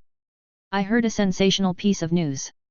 Qin Yuking from the Qin family, the jade-faced poisonous Rakshasa, crossed someone she shouldn't have and was shot to death inside the Qin mansion. Her death was extremely tragic. With the death of the jade-faced poisonous Rakshasa, brother Li can finally sleep well. This woman was extremely malevolent, she intended to vent her anger on everyone from Feilei City. Now that she's dead, it's a big problem off brother Li's shoulders. It's just unknown who the expert was. It's said that from tens of miles away, the kill was certain.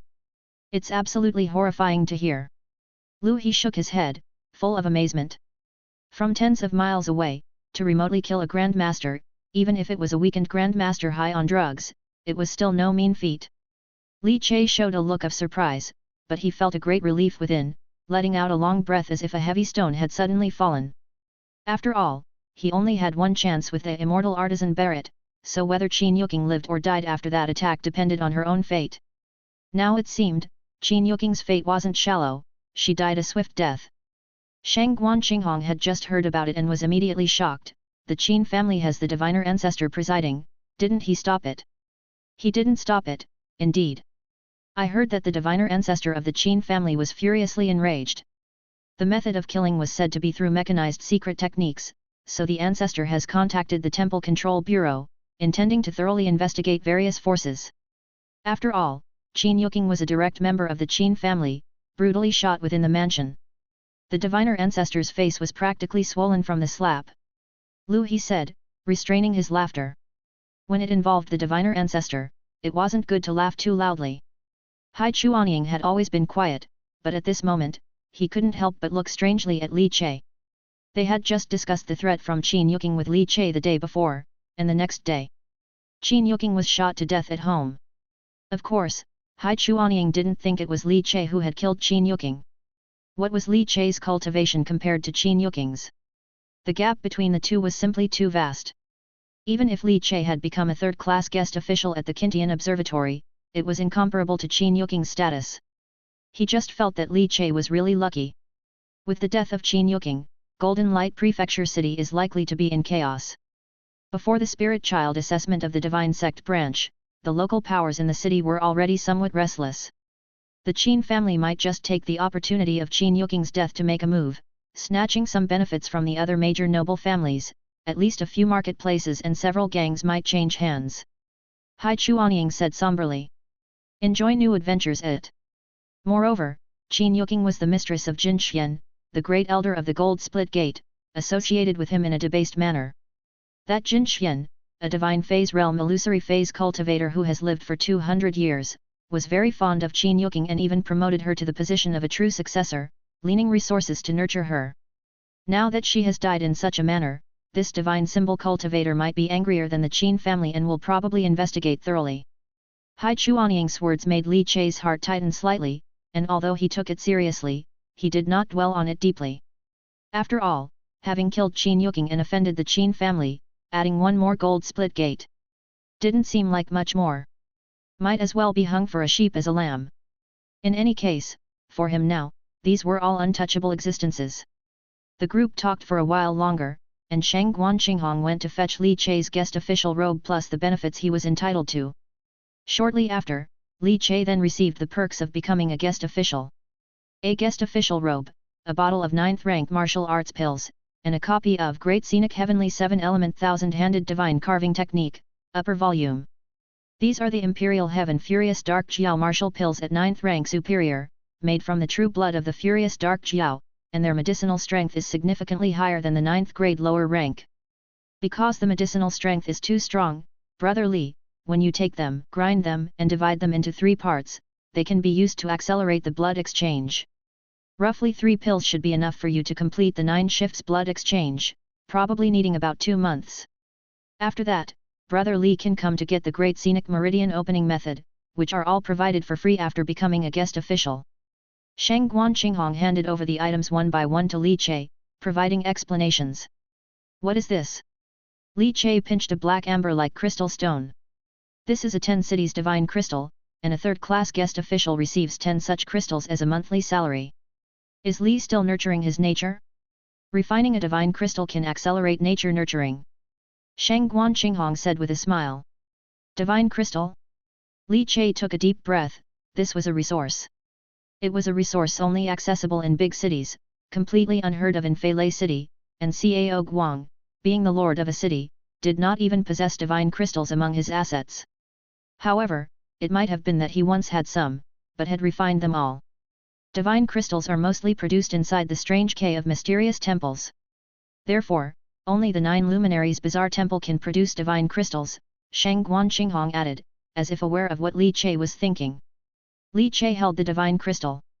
He tried to secretly sense it with his divine sense.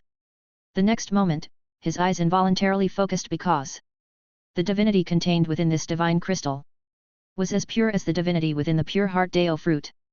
Gong Yunli and Gong Yang Liancheng, the 2 minor supervisors, holding the statue of the 4-armed furious crown prince carved by Li Chai, ascended towards the upper floors of the Qintian Observatory Treasure Building. When they reached the 7th floor, the 2 stopped, walked around the corridor, and arrived in front of a tea room. A faint scent of tea drifted from the tea room. Deputy Inspector, today it is your turn to pose the challenge, and the piece recommended by Li Qingshan, a third-class guest official, has been brought for your reassessment, said Gong Yang Liancheng, holding the wood carving slightly bowing respectfully. Come in, a faint voice came from inside the tea room. Gong Yunli and Gong Yang Liancheng stepped into the tea room. They saw a man in a simple white robe sitting quietly at a yellow pear-wood tea table, adeptly brewing tea. Just place it on the table by the door, do not disturb my tea brewing, he said. Yes, Gong Yang Liancheng placed the wood carving on a small table by the door. After brewing a bowl of tea, the man in the white robe took a small sip and then poured it all out. He then wiped his hands with a cloth. Barely lifting his eyelids, his gaze fell on the wood carving placed at the door. Just one glance, and the pupils of the man in the white robe suddenly narrowed. Bring it closer, put it on the tea table, he said. Gong Yang Liancheng was startled. He picked up the wood carving and placed it on the tea table. The deputy inspector examined it closely, a hint of astonishment flickering in his eyes. This man has been to one of the 4 royal mysterious temples. Has he seen a temple god? Chapter 147, Praise and Kill Evaluation, Crow Hand Grenade. Has this boy entered the 3rd Prince Temple outside the mansion city? The deputy inspector's white clothes fluttered without wind as he squinted at the divine statue quietly placed on the tea table. Discover stories with. Although it was only of 10 cities level, the divinity on it was very weak. But for a wood carving master, through a wood carving, one can perceive what the carver wants to express, a meaning pieced together through skill, lines, and patterns. The reason why a master is that they have mastered a skill to the extreme, and to seek a breakthrough, they can only present and express differently in their conception. Some inkwash painting masters, with only a few strokes that seem to be carelessly splashed ink at a casual glance, but upon closer examination, one would discover a unique kind of beauty, a beauty of meaning. The same is true for carving. Gong Yang Liancheng and the beautiful Gong Yunli were both confused by the deputy inspector's words. Is the deputy inspector referring to that 8-armed prison lotus furious third prince mysterious temple outside the city? Gong Yunli couldn't help asking. The deputy inspector, dressed in white, with a handsome and delicate appearance, looked like a youthful and handsome boy of 17 or 18, and now he cast an annoyed glance at Gong Yunli. Little Gong, don't be a bimbo. Are there other prince temples outside the city? Upon hearing this, Gong Yunli immediately became embarrassed. She lowered her head to glance at her towering chest. Indeed, the deputy inspector loved to speak half-truths. He certainly hasn't seen the temple god. Li Che's cultivation of qi and blood is only at the blood exchange level, and his divinity is just nurturing nature like a stream. He can't even enter the strange K, let alone the mysterious temple. Even for us, even if we were to bear the temple god's pressure and enter the mysterious temple, we might not be able to reach the front of the temple platform, let alone see the 8-armed wrathful third prince temple god. Gong Yang Liancheng spoke with a heavy voice from the side. Indeed, that's the reason. Even if the youngster hid his cultivation, he couldn't have hidden so much. The deputy inspector nodded, approached the wood carving, raised his finger, and gently caressed the carving strokes on the wood carving. With his eyes closed, every inch his fingers slid across the wood carving seemed to bring him a peculiar sensation that made his hairs stand on end.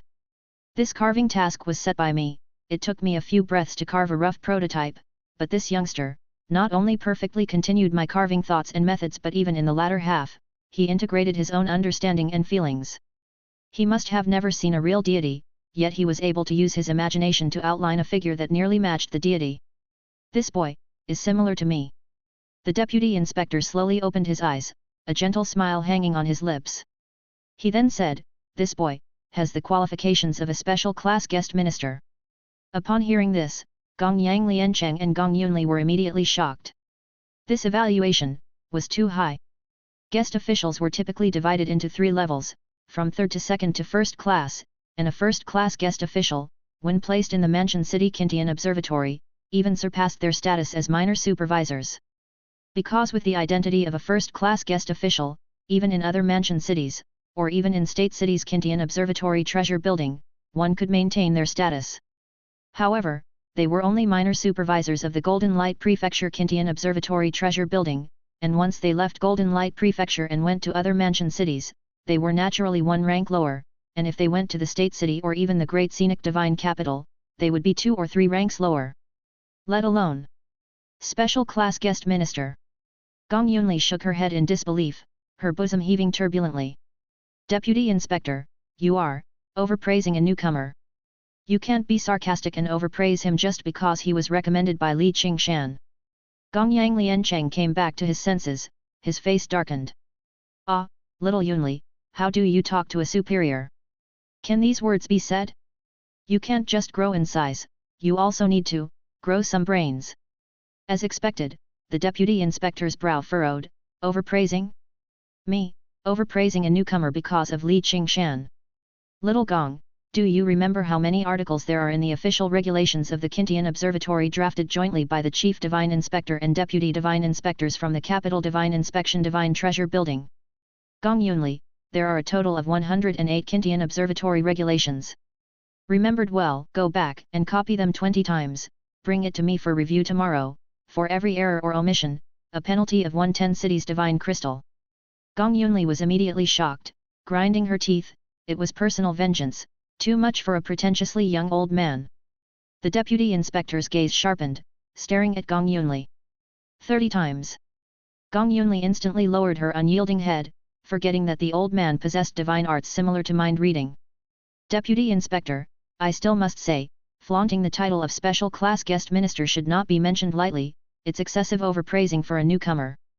Gong Yunli was quite fond of Li Che, a good wood carving master, amiable, and with a gentle temperament, she quite liked him. But to say that Li Che had the qualifications of a special class guest minister, could crush the young man. After speaking, Gong Yunli quickly tiptoed away, lifting the hem of her white robe. The deputy inspector remained silent. He looked towards Gongyang Liancheng. The deputy inspector has discerning eyes and speaks sense. Subordinates also feel that this boy's future is boundless and indeed has the qualifications of a special class guest minister. Gongyang Liancheng loudly echoed in agreement, not about to be as brainless as Gong Yunli, stuffing his head with iron. Why argue with a superior? Gongyang Lianchen's principle was a slap on the back, and gold flows in. Remind little Gong that this evaluation must not be spread, one can't just call it overpraising, lest she slips up first. The deputy inspector felt drained, his two subordinates, one stubborn as hell, the other a sycophant to the core. It really was a mix of fragrant and stench. Gongyang Liancheng of course understood, and he nodded solemnly. The deputy inspector is prudent, truly cautious. No wonder you are the deputy inspector, I am sincerely impressed. Chapter 148, Praise and Kill Evaluation, Crow Hand Grenade, 2. Experience more tales on. Shut up, you may leave if there's nothing else. Gongyang Liancheng made a deep bow, his hands hanging by his side, and slowly retreated out of the room. Inside the tea room, the fragrance of tea lingered. It remained as serene as usual. The deputy inspector rubbed the statue with his fingers, and in a trance, he seemed to see a figure raising the red silk, stirring the vast sea. Recommended by Li Qingshan. Such talent, and yet he was not sent to the divine sect but to the Kintian Observatory to become a guest elder. For what reason? In another 5 years, it will be time for the strange calamities to form due to the commotion at the fury of the 4 imperials in the temple of the third prince. The corpse god cult. Troublesome times indeed.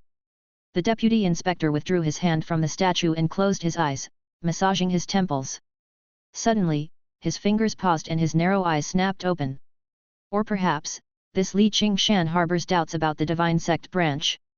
After the rain, the sky cleared, and sunlight peeked out from behind the heavy leaden clouds, casting its light upon the human world, reflecting upon the shimmering water. Li Che left the Kintian Observatory treasure building in high spirits. Becoming a third-class guest official at the observatory, he not only enjoyed its resources but also gained quite a few nice things. Most importantly, he had acquired substantial clout, enough to make many forces within Mansion City wary, ensuring the safety of his small family for some years to come. For Li Che, that was enough. He didn't desire much. Just peaceful and stable years. To quietly watch his daughter grow up, to see her succeed in her cultivation. This was the simple and honest wish of an old father.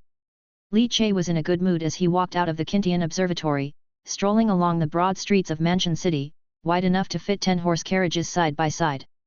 Breathing in the refreshingly clean air, basking in the spring breeze that uplifted one's spirits. Li Che planned to head to Fragrant Pavilion, order a table full of good wine and dishes, and go home to celebrate, especially with several roasted ducks from Fragrant Pavilion, which XIXI and his wife both loved to eat. However, Li Che did not let his guard down, as Qin Yuking was ultimately killed by him. Although he was confident he left no clue linking back to him, and the Qin family could not act against him without evidence given his status as a heavenly oversight guest official, one could never be too sure. What if another person like Qin Yuking emerged from the Qin family, the kind who is determined to take you down at all costs, even attacking passers-by? Therefore, Li Che remained vigilant and could not afford to be lax.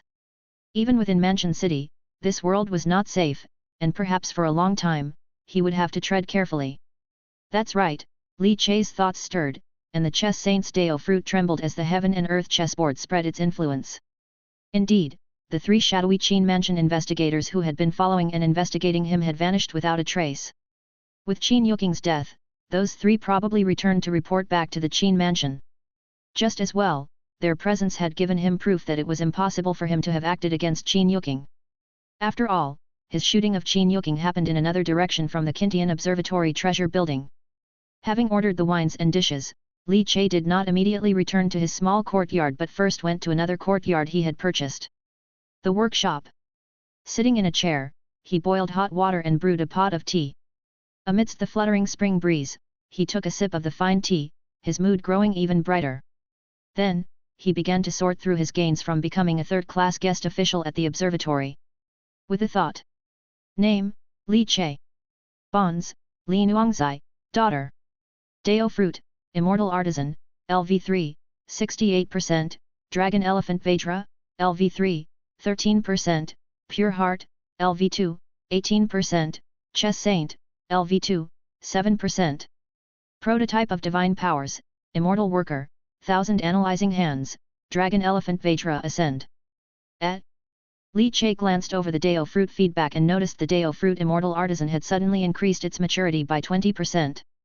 He was momentarily taken aback. Could it be that the statue he carved in the Kintian Observatory had such a large impact? No, it should be because he had completed Namo Immortal Artisan Bodhi Bharat in addition to carving that statue in the observatory. Li Che had carved statues of the Namo Immortal Artisan before but never had such a significant increase in its maturity, which was somewhat strange. There had to be a reason. Could it be related to the image of the deity he envisioned, stepping on the golden wheel, dancing with red silk across the seas, and integrating it into the wood carving? Li Che's eyes glittered, a hint of excitement arising in him. If that was indeed the case, he might have found a way to rapidly increase the maturity of his immortal craft Dao fruit. He didn't rush to test it either, as it was already late and carving another divine wood carving of the four-armed angry prince would take too long. With a squeeze of his hand, he retrieved other rewards for becoming a third-class guest official from his Kyunkan space. A softly glowing crystal stone landed in his hand. A warm sensation emanated from the crystal stone. Divine crystal, an object of divinity that can only be obtained within Strange K, as Miss Shangguan said, for higher-grade divine items, elixirs, divine weapons, and so on, in the Kintian Observatory, one would not use gold or silver, the mundane things of the world, but divine crystal. Li Che held the crystal stone, but what truly stirred his emotions was the divinity contained within the divine crystal. A milky white purity similar to that of pure heart. The same source, Hui? Both are pure and flawless divinities. Li Che's gaze sharpened, and the next moment, he extended his divine sense, drawing out the divinity from within the divine crystal. However, as soon as his divine sense touched the divinity within the divine crystal, the pure heart in his chest suddenly began to pulse vehemently. Like a ravenous being, it unexpectedly opened its mouth wide.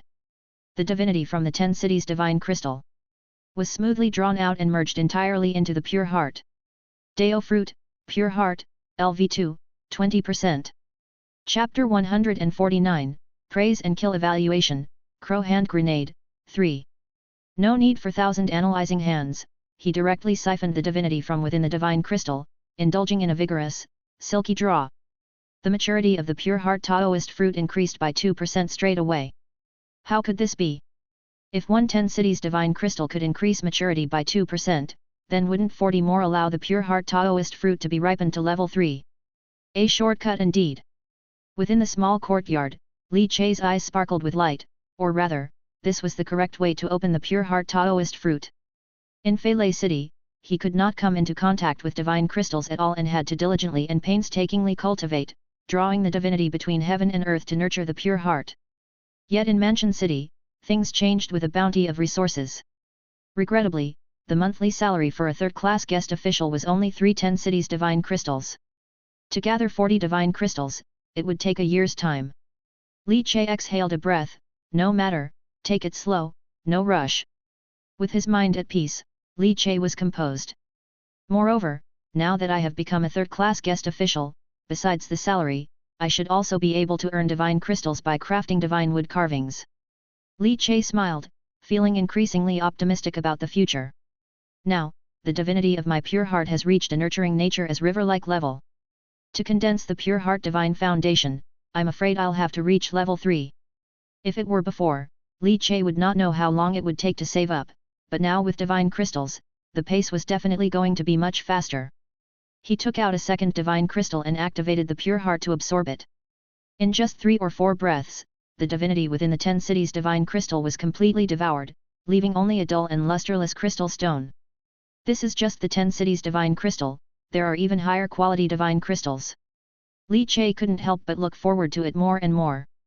Mainly, the silky smooth process of siphoning the divinity from the divine crystal was immensely soothing to every pore in Li Che's body. The absorbed divinity not only entered the pure heart Taoist fruit but also washed and cleansed his physical body.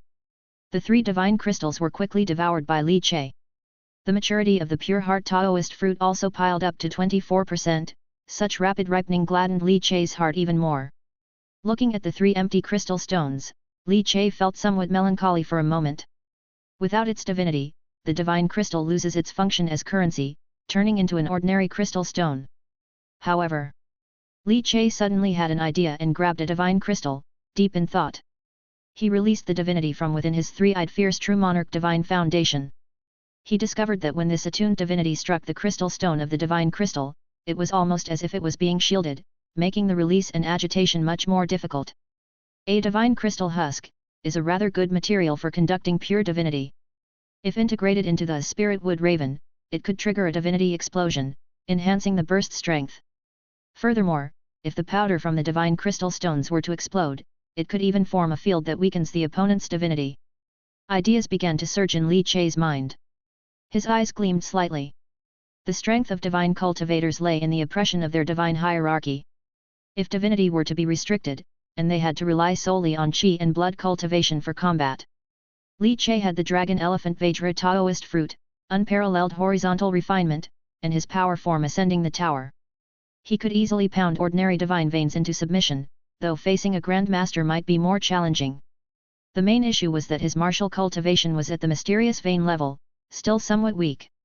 He needed to hasten his cultivation to the divine vein and even strive to become a true Qi Grandmaster. If horizontal refinement could not suppress the opponent, in a divine crystal field, the opponent's attuned divinity would be weakened, but he, Li Che, could still utilize the pure heart divinity. This could serve as a little trump card. Li Che smiled. His 5 fingers exerted strength, crushing the incomparably tough divine crystal gemstone into fine fragments, before he took out a 9 luminaries level gilded blood shock spear. After some tampering and grinding, it turned into a fine powder resembling lime.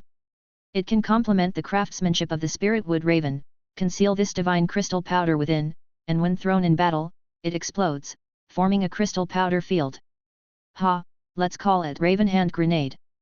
The sky had just started to dim. Li Che returned home, finding Xixi sitting listlessly under the eaves, no longer playing with her twist car. Her enthusiasm faded. She really wanted to set off fireworks, but Daddy definitely wouldn't allow it. Xixi looked up, a sullenness on her small face that was not typical for her age. I really miss school. Xixi yearned for the days she spent at Su's Divine Cultivation Institute. When Li Che arrived, he saw Xixi contemplating life under the eaves and couldn't help but take out the sugar-coated hawthorns he had bought. The moment Xixi saw them, her eyes lit up and she dashed toward her old father. Li Che picked her up, handed her the sugar-coated hawthorns, and thought if Xixi had them to eat every day, she probably wouldn't miss school as much. At nightfall, a waiter from the fragrant pavilion delivered a sumptuous meal. Old Chen, puzzled, pinched his wine gourd. You lad have been ordering dishes from outside again, such luxury? It's not easy living in Mansion City, save some money. His wife, Zhang Ye, was also surprised, but seeing the full table of sumptuous dishes, she thought her husband must have some happy occasion to celebrate. Li Che also called over his great-uncle's family.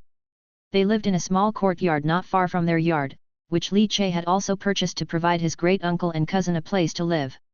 Given Li Che's current financial capabilities, it really wasn't much, and since his great-uncle's family had raised him, this amount of money was even less of a concern.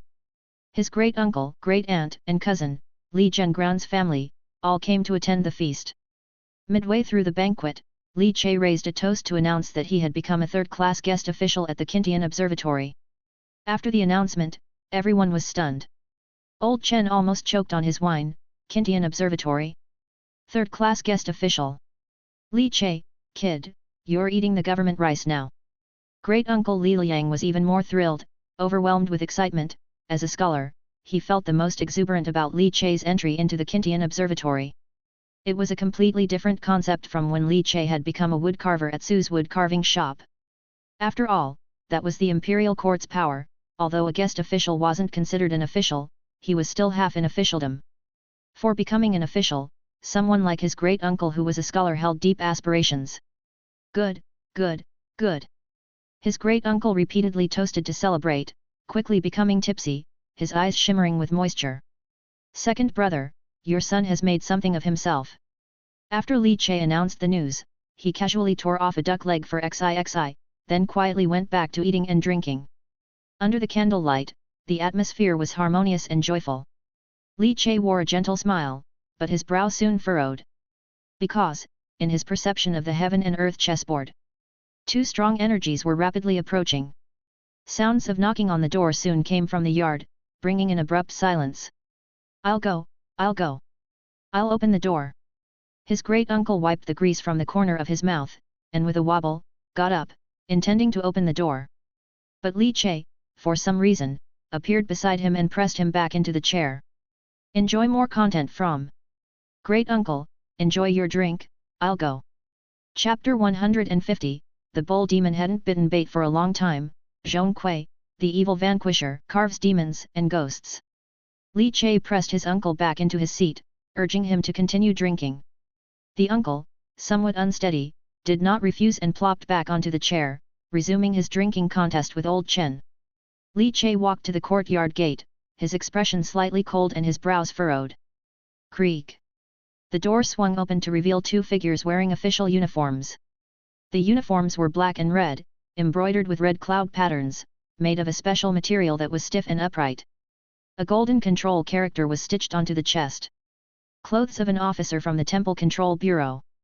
Li Che's eyes sharpened as he recognized the newcomers as divine envoys from the Temple Control Bureau. After all, their outfits were too conspicuous, known to everyone in Golden Light Prefecture City. You are Li Che. Upon opening the door, the gaze of both Temple Control Bureau divine envoys fell upon him. Two formidable pressures of divinity, albeit subtle, lingered in the air, emanating an intimidating presence that made one's heart tremble under their direct gaze. This was evidently a divine secret technique unique to the divine envoys of the Temple Control Bureau. Although the pressure had no effect on Li Che and was as inconsequential as a breeze to him, he still took a deep breath, his face changed slightly, and he saluted. I have seen the two officers. The Temple Control Bureau, as an armed organ of the Dejing dynasty, could be seen as akin to the Six Doors organization. Although they mainly dealt with matters associated with the mysterious temples, they would intervene in any matters related to divinity. With the arrival of the Temple Control Bureau's divine envoys at his home, Li Che's eyes couldn't help but narrow. Were they so quick? That shouldn't be the case, for when he killed Qin Yuking, he left no trace, and even had Qin Yuking's hidden scout provide him with an alibi, it couldn't possibly be exposed so quickly. The leading divine envoy squinted, brandishing a divine envoy token from the Temple Control Bureau, and looked at Li Che with indifferent eyes. Come with us, the chief has some questions for you. The chief? Li Che's heart sank slightly. At the level of the Kintian Observatory, the chief would be equivalent to the rank of a minor supervisor. Why would such a person be concerned with him for no reason? Could they suspect his involvement in Qin Yuking's death? Li Che's brows furrowed, glancing at the courtyard before following the two divine envoys into the dark alleyway. He took out 2 gold leaves and handed them to the envoys. May I know which chief wants to interrogate me? However, the 2 divine envoys smiled cryptically. Bribing an officer of the Temple Control Bureau is no minor crime. If we accept your bribe and are discovered, we could face the whip. Upon hearing this, Li Che understood immediately. It required more money. He then took out another 10 gold leaves and passed them over.